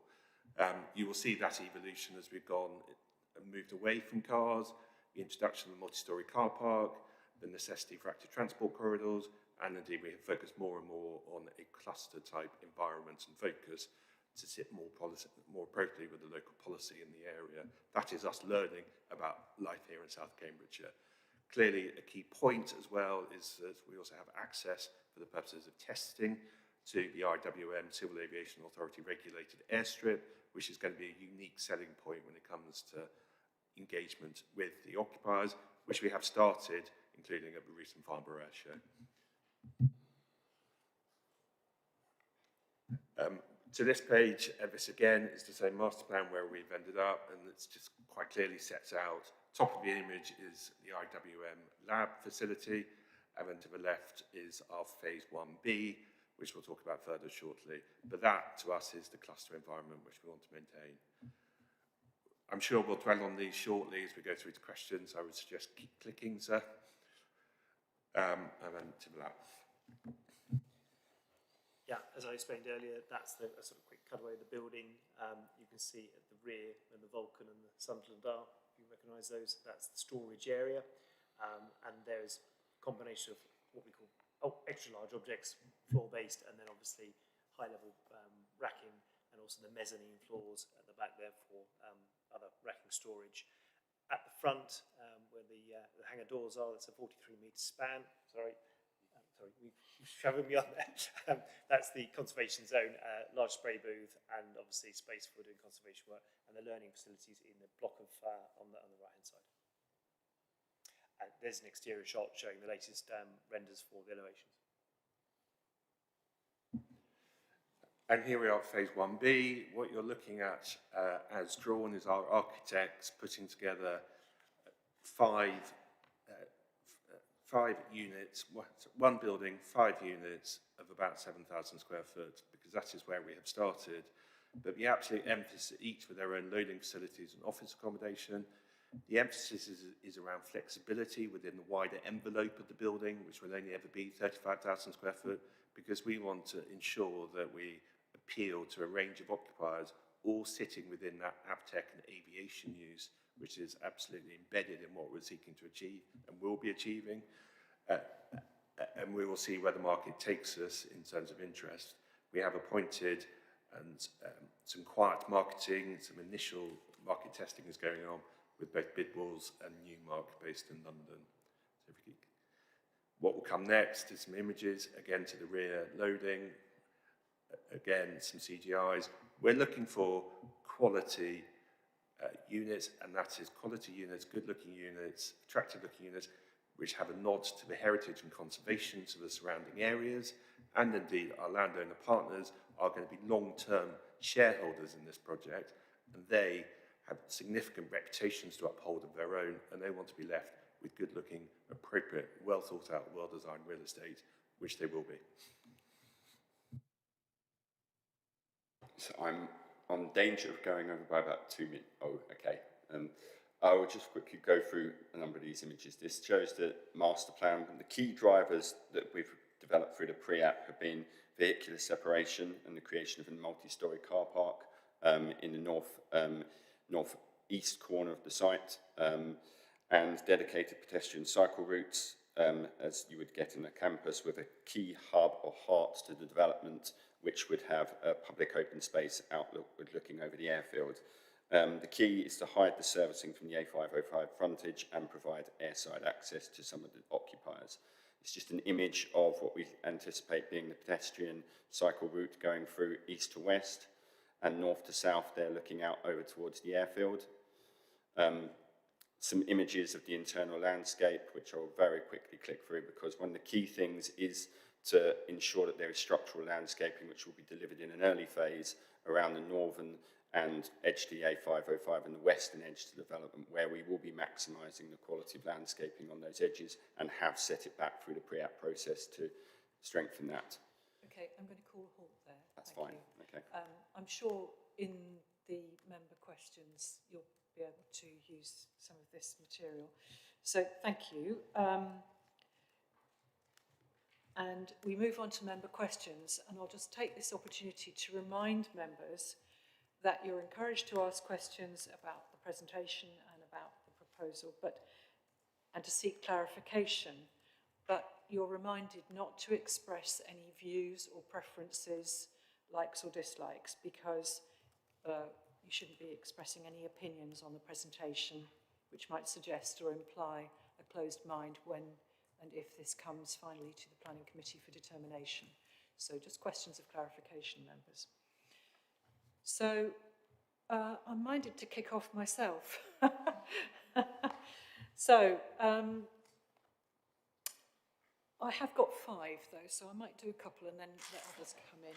So can I just, you said early on in your presentation that this was to secure the Imperial War Museum, and I wanted to ask, do they need this to be viable, ongoing?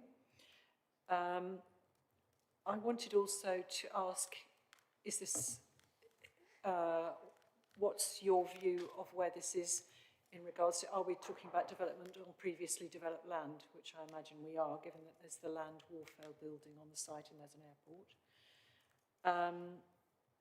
And the third one is, what is currently on the site at the moment? And by that I meant, what is the density of buildings? And the consequential question is this likely to cause an increase in the amount of traffic accessing the site at the main entrance? I'll stop there for time being. So, I might just add in, what is swing space, which was on your Land Warfare Museum slide?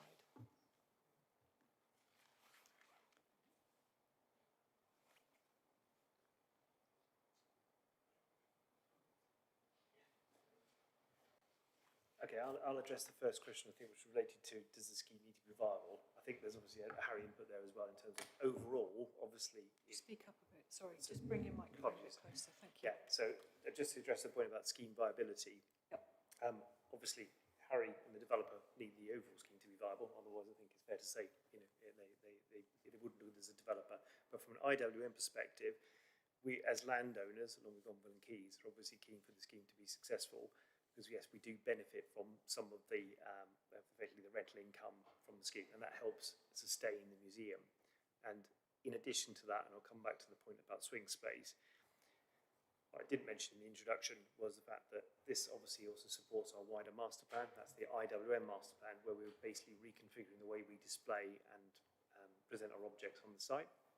So the lab enables us to take objects out of the existing facilities and store them temporarily while we actually enable those buildings to be refurbished and reconfigured. So that's a key thing, because fundamentally at the moment there is no way to store things apart from outside, which is clearly not ideal. So from a swing space perspective, that's what the lab will do. That's its sort of day one configuration. Once we've enabled the master plan, we then introduce that, there's a demountable wall in the middle of the building. You may have seen this sort of dividing wall. That means you separate then the conservation zone, which will be the team who currently reside in Hangar 5. They'll move to the new building, and then basically the remainder of the building will be sort of effectively deep storage, but in much better conditions. So just coming back on that briefly, is swing space the ability to switch from tucked away storage to working on conservation, or is it to be enabled to use other buildings on the site in a different way? Yeah, the swing space is specifically to deal with the collections in the existing buildings across the site. So in the hangars, basically, along in Duxford Dow, you'd be taking objects from those hangars, for example, Hangar 1, and they'd be able to go into the lab whilst we do work within Hangar 1. Same for Hangars 2, 3, etc.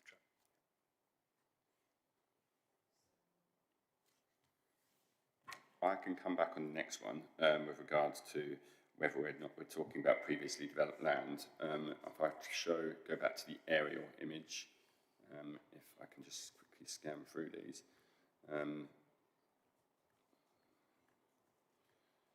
You can see from that the area surrounded by red, the land warfare building, which is the large grey building within the red area. That is obviously previously developed land, but the area where aviation technology is at the moment a greenfield site. It is a greenfield which is used sometimes for overspill parking associated with event days, but it is important to stress that this is a part of land which has been allocated within the draft local plan to support these forms of uses, recognising the opportunity there for aviation technology in particular to come forward on this site associated with Duxford. What is it current? I think that probably addresses the what is it currently used at the moment. Increase in traffic. I'm minded to bring Greg in to see whether or not he is able to address any point on that, Greg.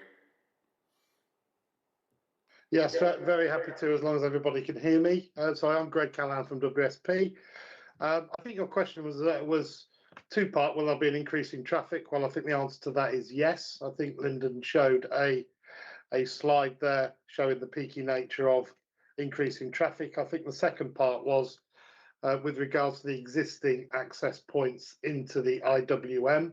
We're actually proposing a new access into the IWM, not into the IWM, into Avtech from the A505 that, Lyndon, if you were to show the master plan, you could identify where the new signalised junction that we are proposing will be in that area.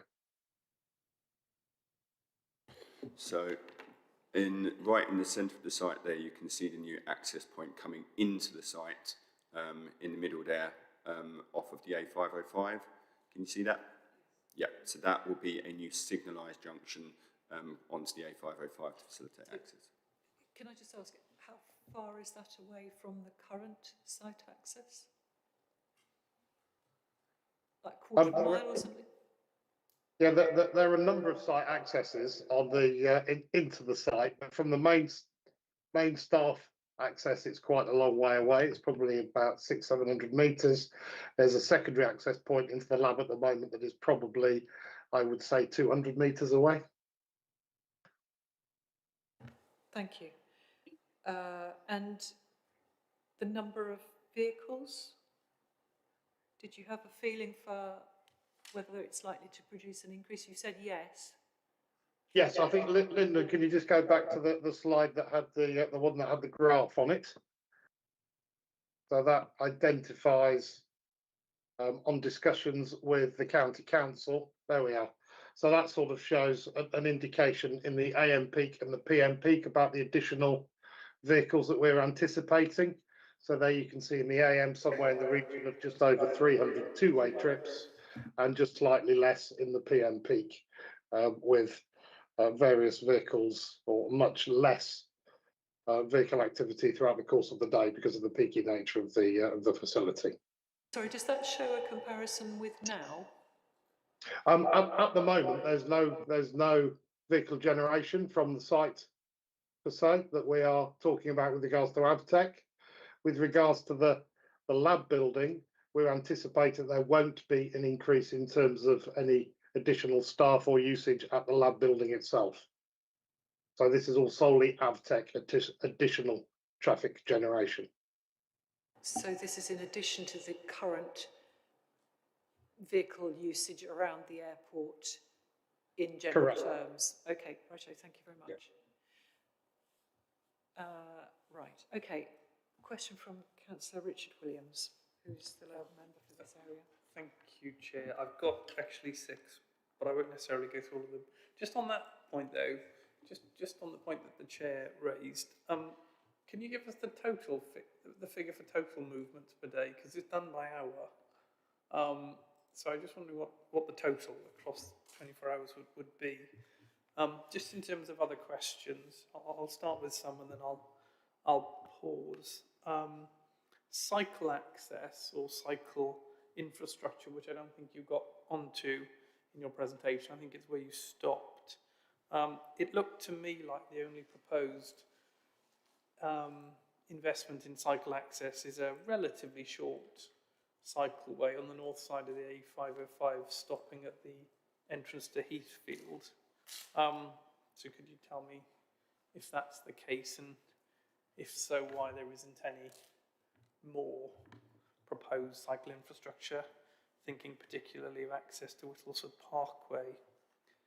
My second question was about the impact of the traffic lights and what analysis you've done about the impact of the new signalised junction on queuing on the 505, because as you probably know, there would be 3 signalised junctions in short succession. There'd be the one to Avtech, the one to Heathfield, and then the one for the main IWM entrance. Now already at peak times, traffic often backs up all the way past Gravel Pit Hill towards Triplow. And that's just a result of the Heathfield signalised junction. So what would be the impact of this new signalised junction on queuing on the 505? And presumably it'll be operating all day, so it will cause, where traffic would be freely flowing, say at 11 in the morning, it won't be any more. Yeah, do you want more on transport? Or is Yeah, that the end one, of transport? one more on transport. Well, actually 2 more on transport. One is about buses. Again, you didn't get to the slide, but I saw from the presentation you'd sent that you were proposing potentially a private bus service back and forth to Whittlesford Parkway, but it wasn't clear to me whether that would be open to the public or not. Because obviously a lot of people arrive at Whittlesford Parkway wanting to get to the IWM and they say, where's the bus? And you say, there isn't one. Obviously if this, anyway, my question would be, is there any proposal that the public would be able to use that? And then just finally on my transport one, I had a couple of other questions, but I'll pause at this point. Slide 10.6 on your presentation, which again you didn't get to, but it talks about junction modelling and scope. And I wasn't really clear what this was showing, because this was showing some potentially really big changes on the A505. So it for example, talks about a signalised crossing at Moorfield Road between Whittlesford and Duxford, which is not currently there. It talked about signalised crossing at Hunts Road, or at least there was a diagram which says improvement signalised junction. That's currently a roundabout. Again, massive change.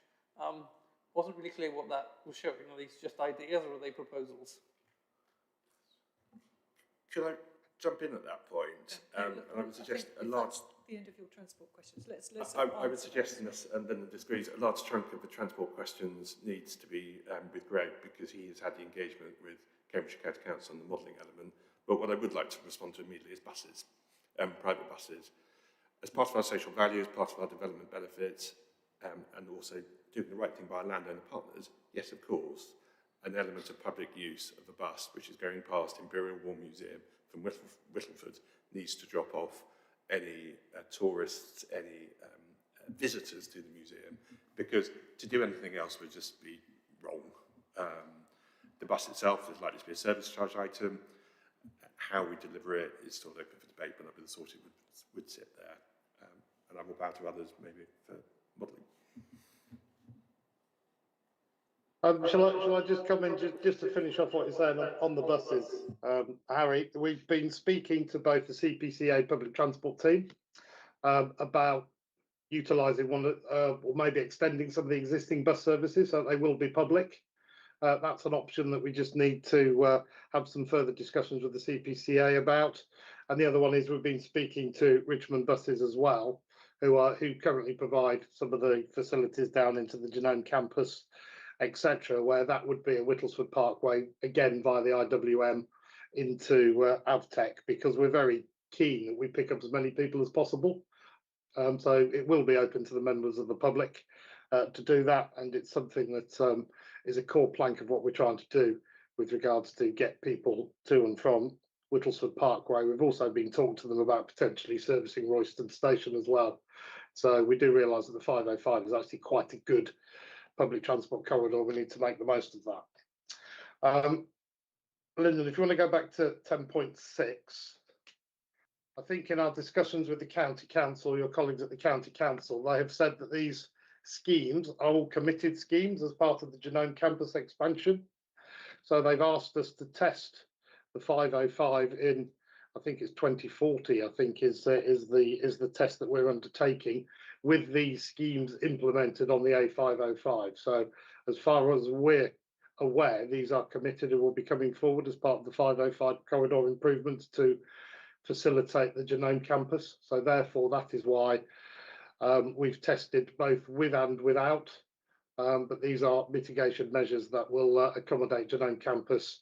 Some of the other development that is proposed within the area that Lyndon highlighted earlier, but also from our modelling of these junctions, they also appear to be able to cater for the additional traffic ensuing from the AvTech proposals.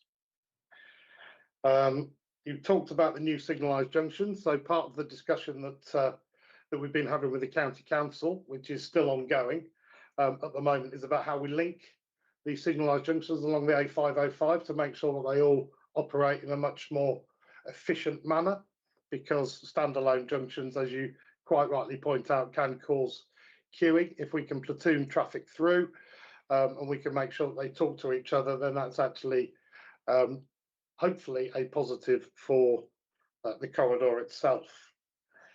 With regard to active travel, again, the discussions that we've had with the County Council is the fact that they realise that we can't necessarily solve the problem of the whole A505 from an active travel perspective down to Whittlesford Park.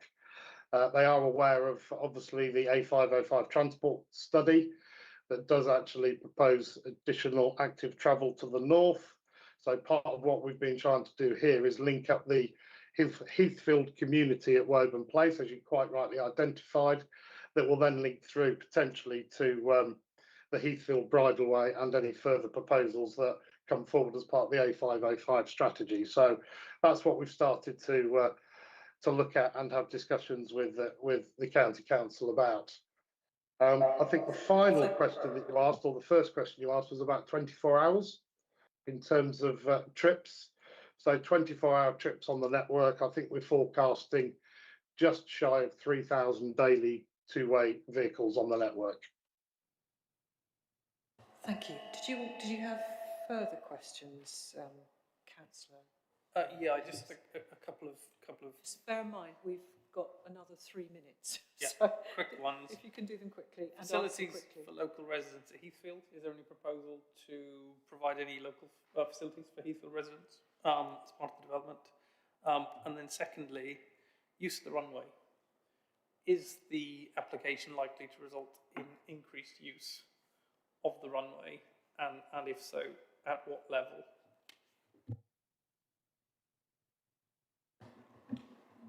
Allow me to respond on the Heathfield residence point. The short answer is yes. We will be having amenity facilities on site, which will be open to members of the public and available to all members of Heathfield who will probably have access to it. Yes, there's a new public square associated with that, which would then, like I said, will look out onto the airfield itself, which would be quite an attractive environment for people to be able to use. It's probably important to note as well that just from a cycling perspective, all of the facilities will have safe and secure cycle facilities at the front doors, and changing facilities and shower facilities within the buildings themselves. I'm just trying to remember that other point that I was just coming back on.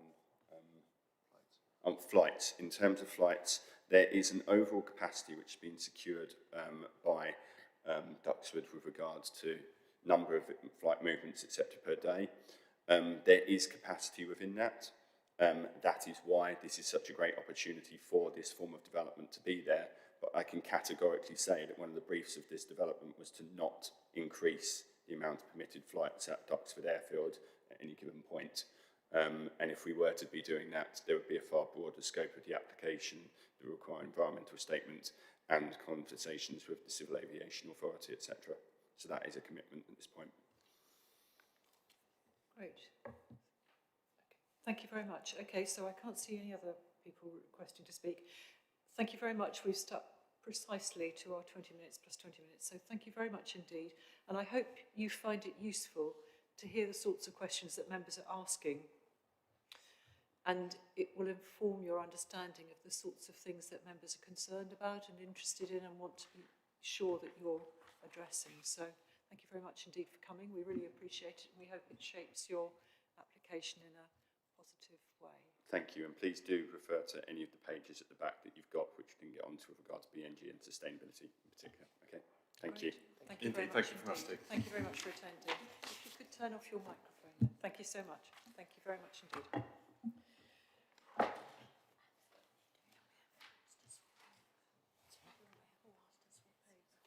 Yes, let's have a pause while folks swap over and get themselves set up. So do you want 5 minutes? Just, okay. So we'll reconvene at 14:46.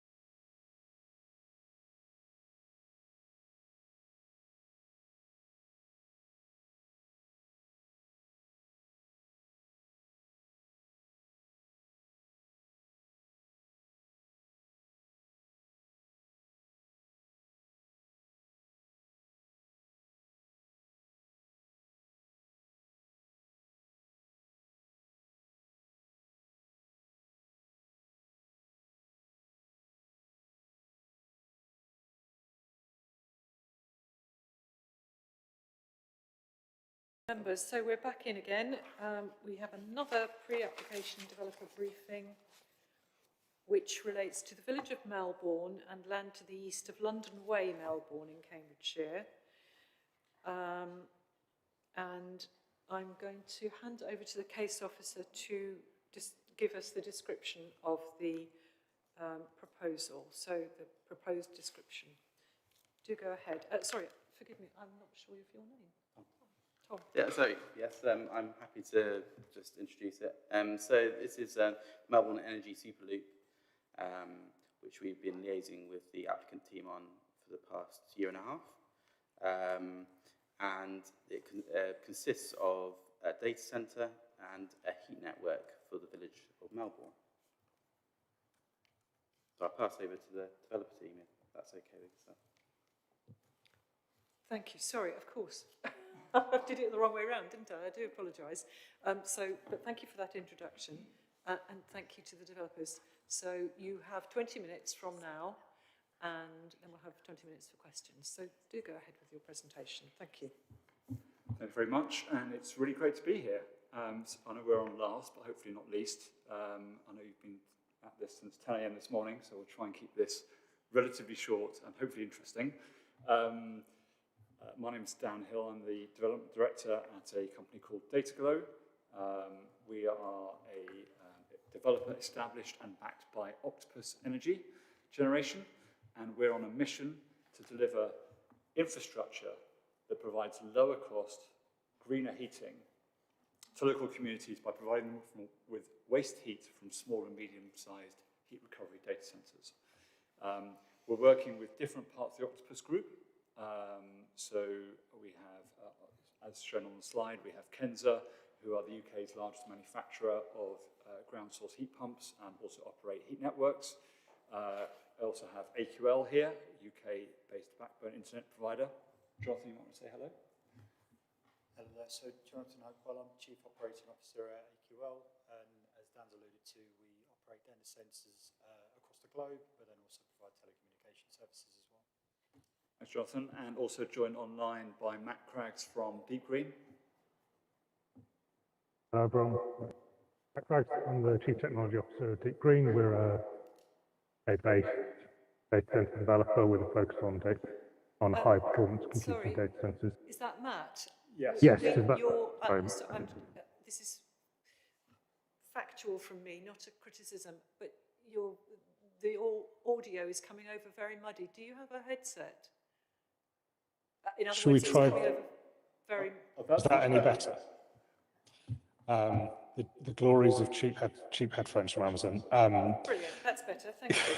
Do go ahead. Matt Craggs, Chief Technology Officer of Deep Green. We're a UK-based data centre developer with a focus on developing data centres designed for heat reuse, particularly in cooling.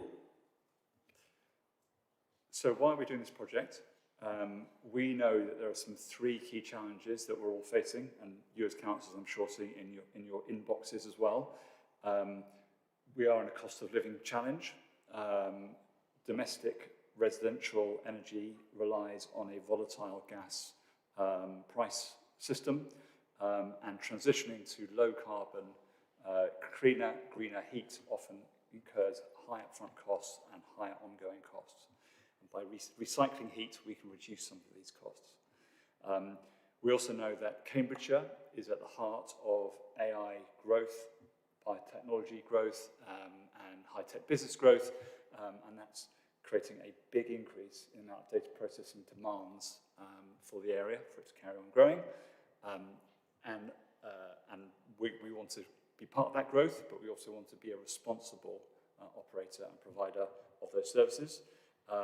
And lastly, and just as importantly, as we're in the middle of a heat wave, and we can see that the effects of climate change are all around us, and we need to decarbonise. And domestic heat, which represents about 15% of carbon produced in the UK, is one of the hardest things to decarbonise. And our system, we think, provides about a 90% reduction in domestic heat carbon.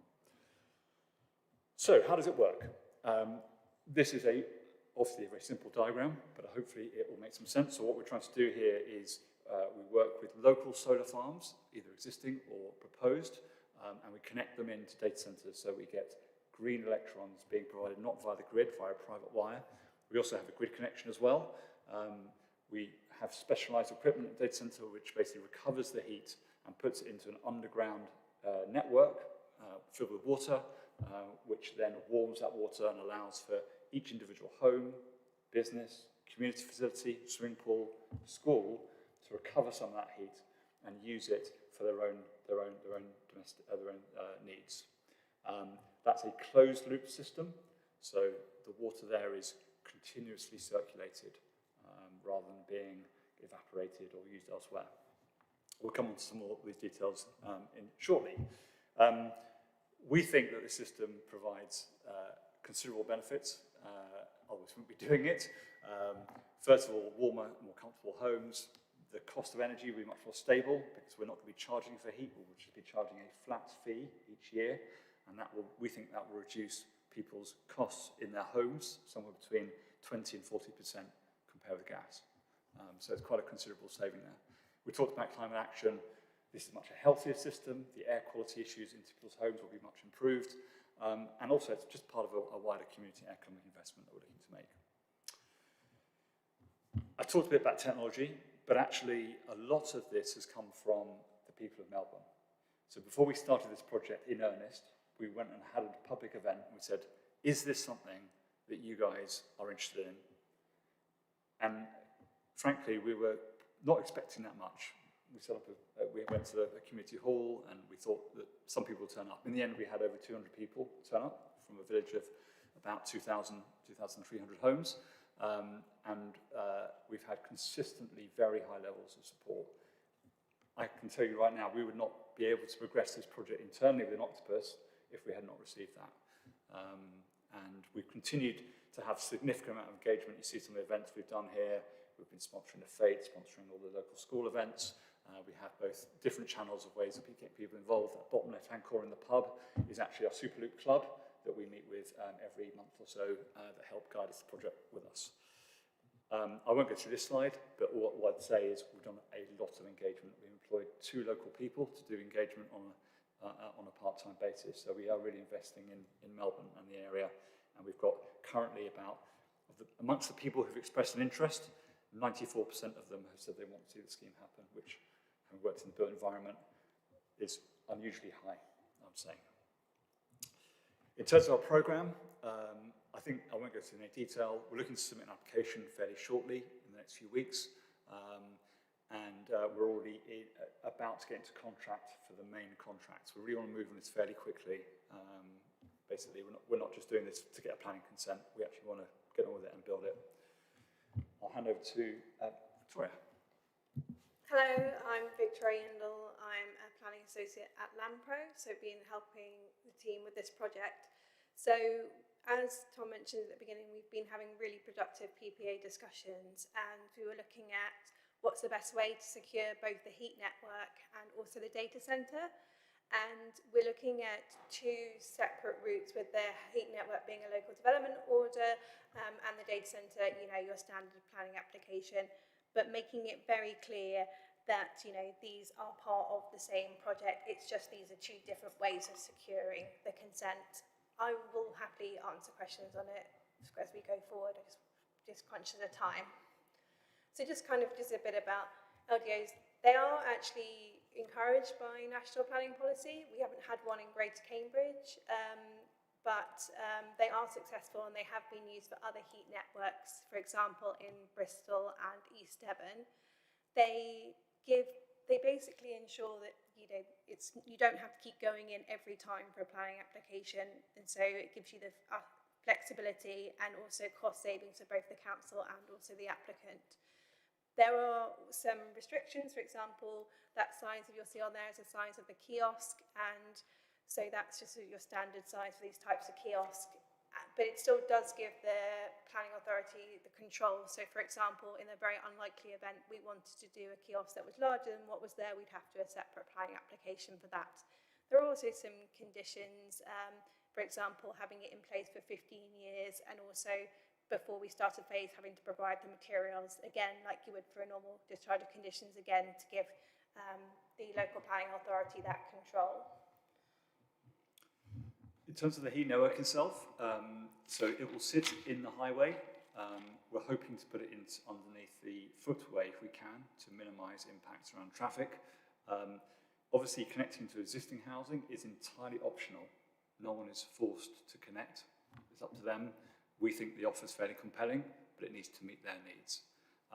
So we will build the heat network, and we'll build the network up to the edge of their property, and we'll also lay a fibre network alongside that, which again is entirely optional where people sign up to that, but it will be a much faster and better offer than we think than the local existing offers. Yeah, that's the. We can perhaps answer more questions on that, people interested in the Q&A. In terms of the rollout of the heat network, we're going to start in the southwest corner of the village. That's where the that's where the network comes up from, where the data centre is being proposed. And we're currently starting detailed surveys of those householders who want it to look at exactly how the system would work for them. The actual exact layout is to be determined still. As mentioned before, it's not just for housing, it's for all the other uses in the village as well, and also for any future housing developments which might come forward over time. Victoria. Yeah, as I mentioned, the data centre will be a standard planning application, but to make it clear that this is sort of one project, it will have this header pipe as part of the red line. It's also going to be in the description of development. So as you can see, we've had the scope of applications already been agreed with officers, and we're looking at sort of end of this month for the actual submission of the application itself. Okay, just going back to the data centre, which is the next component to talk about briefly. You probably will have seen a lot of news and information about data centres in the press. It's a growing topic and a growing set of needs. And I guess the point I'm trying to make here is that the sort of data centre we're talking about for Melbourne is very different from many of those you'll have seen, which typically are very, very large. They don't reuse any of their heat. All their power comes either from the grid or from gas generators which are put on sites, which I think is a pretty terrible technology response. And water use can vary, particularly in hotter parts of the United States, for example. Water use can be quite considerable, and also negative for local communities. From our perspective, we're looking at a much smaller facility, and we'll show some drawings in a minute. It will still be resilient. This tier 3 thing means basically we need backup systems that in the case where, in the unlikely event that the grid goes down or the heat network pumps go down for a short period, we'll need backup systems to make sure data centers can operate because people need their data access at any time of the day or night. Most of the heat that we'll be producing will be reused. We're going to get around a third of the power for this site directly from the sun, and the remainder from the grid, and that power we'll get from the grid will be 100% renewable. It will be a closed loop water system, and the amount of water being used we predict to be very low, in the order of around, say, between 2 and 4 domestic homes, equivalent to that per annum. We've chosen a low impact location, and we'll talk a bit more about landscape and biodiversity. Okay, I'll move on to the site selection. Yeah, so working with Rebecca and Tom, we've had a really long engagement about the best place for the site selection, and we've spoken to numerous landowners, more than 8, and we've looked at locations that would be within the settlement boundary, because we're conscious that this is outside the settlement boundary. But due to environmental constraints and discussions with landowners, that's not been possible to do it within the settlement boundary. So this is the preferred location that we've come up with. As Dan says, it's going to be taking advantage of plugging into the solar farms that are either there or coming forward in the vicinity. Also, it means that there's less impact on the community of residents. So it's been a very thorough site selection assessment, and as part of the planning application, we are going to be submitting a site selection assessment which will provide more details of how we've come to that site.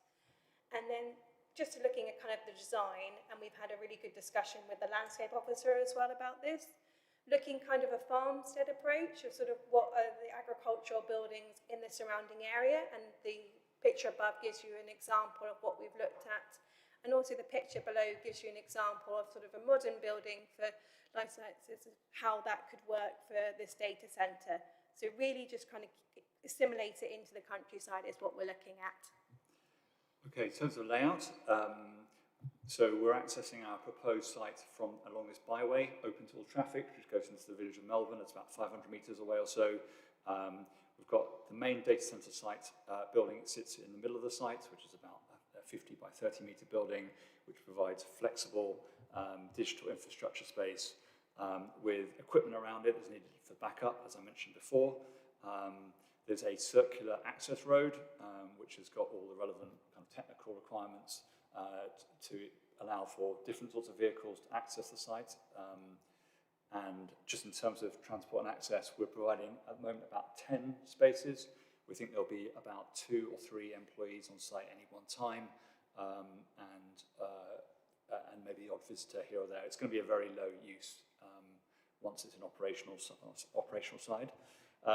We've gone for quite a strong landscape approach, where we're going to be using linear tree belts and native hedgerows alongside sustainable urban drainage systems, these kind of ponds, to both enhance biodiversity but also manage water runoff, so there'll be no net water runoff of the site itself. At the entrance to the area, there's a couple of buildings that are needed for that need to be separate from the data centre for access for power and for the pumping area themselves, and for some further power infrastructure. In terms of the building itself, it's clearly a functional building, which from a distance we want it to look and feel a bit like an agricultural building set within the landscape. But as you get closer to it, actually you'll see this is a really high quality building. We've got this large glazed area to one side of the building for the entrance.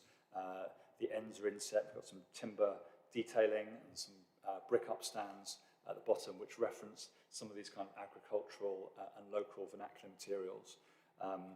Still work in progress. And also all the equipment will be surrounded by hit and miss type fencing, so a lot of that won't be visible. But in any case, where we do have visible infrastructure, will look similar to agricultural things like grain stores, for example, which you see typically in this part of the landscape. I mentioned the landscape piece already. I'm just going to talk about visual impact briefly. This is an image which shows the high-level massing of the scheme.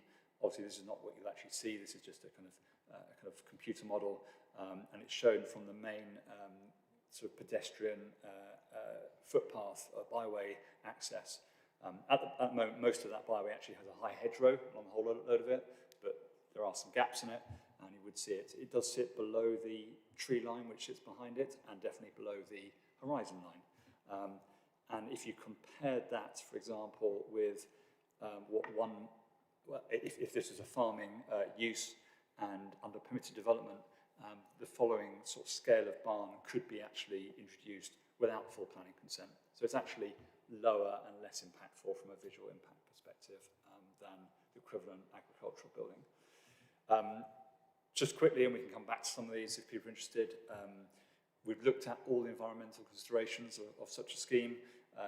We will comply with all noise issues. We've chosen this site partly because it is quite a distance from people's homes or any other sensitive areas. And most of we'll talk more about how we'll model this, but we believe this will have minimal impact on noise. I've already mentioned the water issue, which I'm sure will be top of your minds, given how dry it's been over the last 6 or 8 weeks, and just generally. I mentioned traffic already. We think we're actually going to enhance the biodiversity here quite considerably. We're aware of your 20% uplift that you're looking to get, and we're certainly trying to exceed that if we can. In terms of other land and archaeology and agricultural impacts, we're looking at those at the moment as well, and engaging with relevant officers within the council. Perhaps just to summarise, aware time's kicking past. If this happens, this will be the first project of its sort in the UK. Although each individual technologies has been done before, actually putting together and offering an offer to local communities in this way hasn't been done before. We are aiming at the highest possible standards we feel are practicable. So, for example, I've challenged my design team to hit BREEAM Outstanding, which is the highest possible sustainability outcomes. We are going to hit, we're looking to hit sustainable by design, secure by design. We're also looking for the actual system to be 100% renewably powered, including about 30% on site. And we think there will be a big uplift in ecology. And fundamentally, we have got really strong community support, and I think that's because we are able to demonstrate that a project is really providing genuine community benefits. And it's going to be a major investment by Octopus Energy Generation in Cambridgeshire. Thank you. Great, thank you very much. And you managed that within the 20 minutes, so thank you so much. I'm going to kick off with some questions, if that's okay. I'll just observe that there is another heat network system in Cambridgeshire at Swaffham Prior. It's not connected to a data centre like this is, but there is a heat network there. So, small question, what is a kiosk and how big is it? Also, what's the medium? Is it water being pumped round? I think you said that in your diagram. Okay, so that's probably yes. And so is the data centre the only heat source? I noticed on one of your visuals, you pointed out that there was a solar farm to the bottom left of the diagram. Are you going to need to top up the heat by some other means, which might involve, for example, a solar farm and the energy from that? I was going to ask, have you done it anywhere else? But you said no, this is the first it would be. And the other one, which is probably the most fundamental one I wanted to ask, is you said the access will be off a byway open to all traffic. And I just wondered what you thought the impact of traffic on that byway would be during construction, because byways, by their very nature, are rural, often used by cyclists and equestrians, and it would be interesting to know what you thought the impact on that byway would be. So I'll stop there for the time being. Maybe you could answer those. Thank you very much, Councillor. And yes, we're very aware of the Swaffham Prior project, and we have a colleague of ours who works at Octopus Energy who lives in Swaffham Prior and was one of the champions of that project, and she's helping us with this one as well. So we're learning from that fantastic project. Jonathan, do you want to answer the first question around what is a kiosk for? Yeah, of course. So a kiosk is a street cabinet. So within that, there'll be a transition from the intended main header coming from the data center location into street cabinet for distribution into each of the residents. So the intended heat network itself will be dug in, and then the kiosk sits above ground with a small heat exchanger and a small pumping system within it, as well as some of the telecommunications infrastructure. So is that needed for every house that's being served, or is it groups of houses? There'll be groups of homes. At the moment, we're looking at around one kiosk for between 50 and 70 homes. Correct, yes. And then I'll also take the question around the medium. It is water that will be pumped around. As my colleague Dan has alluded to, that is a closed loop system, so the water is not consumable, but the data center gets warm. That is then, through heat exchanger, shipped out as warm water via the heat network, and then returned as cold water and cycled through. Thanks, Jonathan. The next question was regarding yes, the data center is the only heat source for the system, and it will have sufficient storage and mass within it to store between seasons as well, which is some of the questions often asked of us. It's like, well, between different seasons, obviously there's demand for heat all year round. You have demand for hot water, you have demand for heating space, so both things are important, but clearly the demand for heat is greater in the winter, and there'll be enough water and there'll be boreholes that will be distributed around the heat network, which will allow us to provide enough water and warmth so that you can manage that interseasonal issue. The solar farm's connection is a electricity connection to power the data center only. The traffic impacts during construction question, yes, we are aware of the use of the byway by the members of the public. It is a dead-end byway, so it doesn't connect to anything else or any wider footpaths. So relatively less used compared to other footpaths that might one see. We will obviously do a full construction impact management plan to make sure that any construction impacts are managed. One of the other benefits of this site is that construction traffic doesn't have to come through the village. It can come straight off the A10 and can come straight down that byway. And in fact, that byway is already reasonably heavily used, I would say, by larger vehicles for existing businesses which operate along that edge, such as Norbury's Building Supplies and as a storage supplier and that sort of thing. So we don't think it's going to make like a big difference compared to what's already happening there. But we're obviously managing it. I've spoken personally to the neighbours about this project face to face, and they all remain supportive and they're happy for us to carry on with the project. We will be upgrading the byway as part of the project, subject to the county council's agreeing that, because obviously it's their highway, not ours. Okay, just one further, and that was on one of your slides. You showed a radius around the south of Melbourne was your search area, and that this was the location. What was the radius? The size of that radius? The black dotted line was it's around 1 kilometre or so from the edge of the village. Okay. From memory. Yeah. Is that right? Yeah. Okay. Right, members, any other questions? Yes, Councillor Scantlebury. Thank you for your presentation. Got a few questions, but I'll start with, you mentioned at the start for residents it's about 20 to 40% cost reduction in bills. If we could see evidence of that, that would be great. On getting homes attached to the heat network, obviously that requires some form of retrofitting for each home. Is there data on what the cost of that is for the resident, and have you sort of worked out how, with the cost reduction in bills, there's obviously the cost of retrofitting your home, so how are residents going to manage that? I've got two others, but I'll let you start on those. Yeah, so we've, in terms of the savings, what we looked at to do is we used a model. It's basically based on the actual information we have on each individual home across the village. It is an average range. Some homes won't necessarily save that much, and we wouldn't necessarily recommend the system for every home.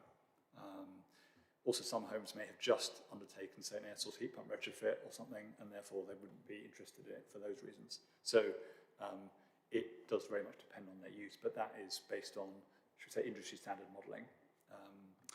The second question around how people actually attach. Yes, so we have already launched an estimator tool so residents can explore how much it would cost them to retrofit their home, and it's very simple, and you can have a look at the website and check it out. You basically enter into your postcode and a couple of questions, and basically you get an estimate back.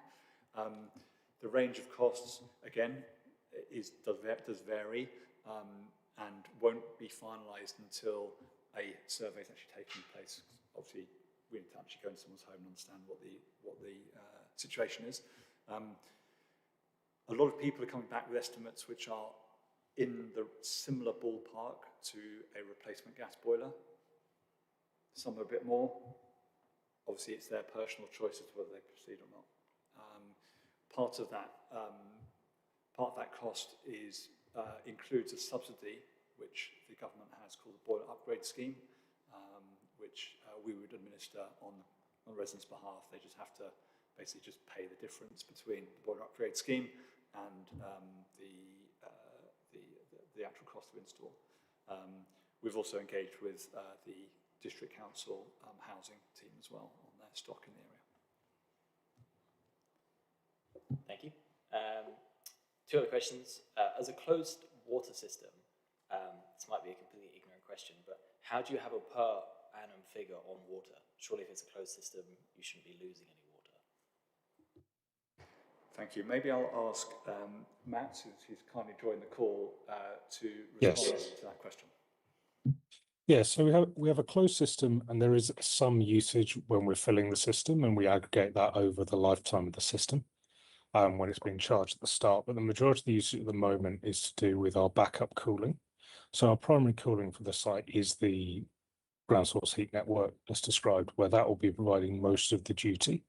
But as part of our responsibility to clients as a commercial data center, we have to maintain resiliency to support a 99.99% uptime to those clients. So what we have that's displayed on the bottom end of the drawings that Dan showed is a backup cooling system consisting of adiabatic dry coolers. So these are here, thank you. So what these are is for the majority of the year, today at midday being an exception, these act as dry coolers. These are waterless systems, but when the temperature goes above a set point, and current designs have this, it's 24 degrees Celsius, we spray water onto the fins to use adaptive cooling to improve the efficiency. Now, this is a balance between the enormous water usage of open cooling loops, which are very, very energy efficient, but use an enormous quantity of water and place unnecessary stress on the system, and using a small amount of water to save on the much larger power system usage of mechanical cooling systems like chillers, where you have to reserve megawatts worth of capacity for every time you start that chiller process. What the balance this strikes is that for a site like this, we'll be using between 160 and 200 kilowatts worth of power at peak to reject that heat in the scenario where the heat network doesn't need it, as well as using less water. About what current estimates around 250 cubic meters of water, which I think Dan touched on, is an average family home uses around 100 cubic meters a year. So it's striking a balance, but it's using a small amount, and it's striking that trade-off between large power consumption, large water consumption. This, we feel, sits right in the middle and really takes advantage of, although I said these days, these couple of days aside, the relatively temperate climate of the UK to strike a balance. Makes sense. Thank you very much. And last one, you said you upgrade the byway when you're done. What do you mean by that? What you're upgrading it to? Yes, thanks for the question. To be finalised with the County Council, because it is maintainable at public expense. But in effect, I think the current discussions are around having basically an asphalt top layer. We are aware the byway has had a long history, or a history of significant asbestos dumping on it, which is clearly a significant negative for anyone living locally or driving across it locally. And so this would, I suppose, be a further benefit that would be encapsulating some of those issues as part of the project. Thank you. Right. Can I just come back? I think I heard Matt say online, I may have misheard, you mentioned a ground source heat pump. I don't know if that was in comparison to this, or whether a ground source heat pump is part of this. I can. I can take that one, Dan. So, I mean, the network that we're installing into Melbourne is fundamentally in operation a ground source heat network, and that means we're pulling from boreholes in the ground and distributing around and using the water in the groundwater as our source of heat. What the data center is doing is using that water that comes out of the ground at around 10 degrees to cool the data center. That's increasing the temperature of the loop and making the heat pumps that Kent are installing operate much more efficiently. So it is a ground source network, but not, and what Kent are installing are ground source heat pumps. But what we're doing is using the water before it goes through the heat pump to cool our data center and improve the efficiencies of the ground source heat pump. by narrowing the temperature difference and improving the coefficient of performance. So it's significantly more energy efficient than an air source heat pump when annualized. Can I just clarify that? So remember a little while ago I asked what is the source of the heat? Is it just the data center? I thought you'd said yes, but actually here you're using it like a ground source heat pump, but in reverse to cool the data center. Am I understanding the technology correctly? Yeah, so I mean the heat pump is working the same way, it just depends which side. It's heating the house and cooling everything else around it. What we're doing is the Kenta system is a ground source heat network where we are adding heat energy into the system from the data center to make that more efficient. So in the red pipe here, or the hot pipe, we're heating that up before it's sent out into the network to around 20 degrees Celsius. That is then taken into the homes and used as a preheat. So rather than using a heat pump on a source of 10 degrees or less in the winter in an air source case, we're giving a consistent temperature there. And so the energy yourself, you're right, is coming from a combination of the energy within the ground that the boreholes are in and from the data center itself. Okay, so, but you're not planning to plunge, bore deep holes to extract heat from depth in the ground. That's what I think of as a ground source heat pump. Are you planning to do that or not?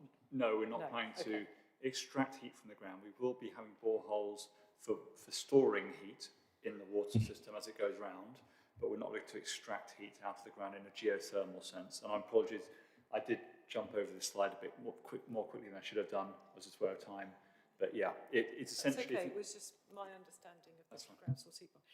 The other question I wanted to ask was, you mentioned upgrading the byway. Can I just suggest that if you're considering doing that, you run that past the County Council Public Rights of Way team, because there are quite clear, there's guidance about who should be consulted on the nature of the upgrade and the nature of the surface to be used, because for some purposes asphalt is not ideal, but I'll let you raise that in the course of your drawing up your considerations. Were there any other questions? No, I think we've got there. Right, okay, thank you very much indeed. Thank you very much. And hopefully, you'll be aware of the things that members are asking, and hopefully that helps to shape your development as you go forward. So thank you very much for coming. It's always useful.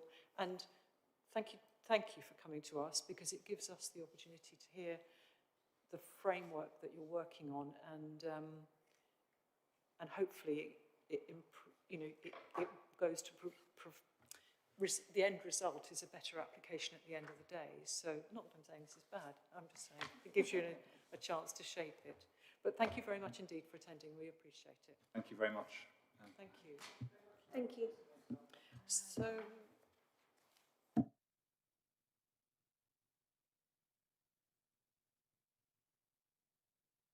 right, so thank you very much.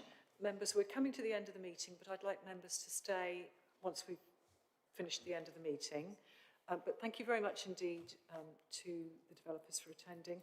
Our next scheduled site visit, members, which we should consider as to be default attendance, unless there's some other blinding reason why you can't attend, is on Wednesday the 2nd of September from 1 p.m. So please look out for further information about that from either Rebecca or DEM Services. And the next planning committee will take place on the 9th of September, and I'll close the meeting. Just before I close the meeting, Rebecca would like to speak. Just a reminder that I asked everybody to let me know your preference for site visit days. Councillor Thomas, I think you replied to me, but if everyone else can let me know, thank you.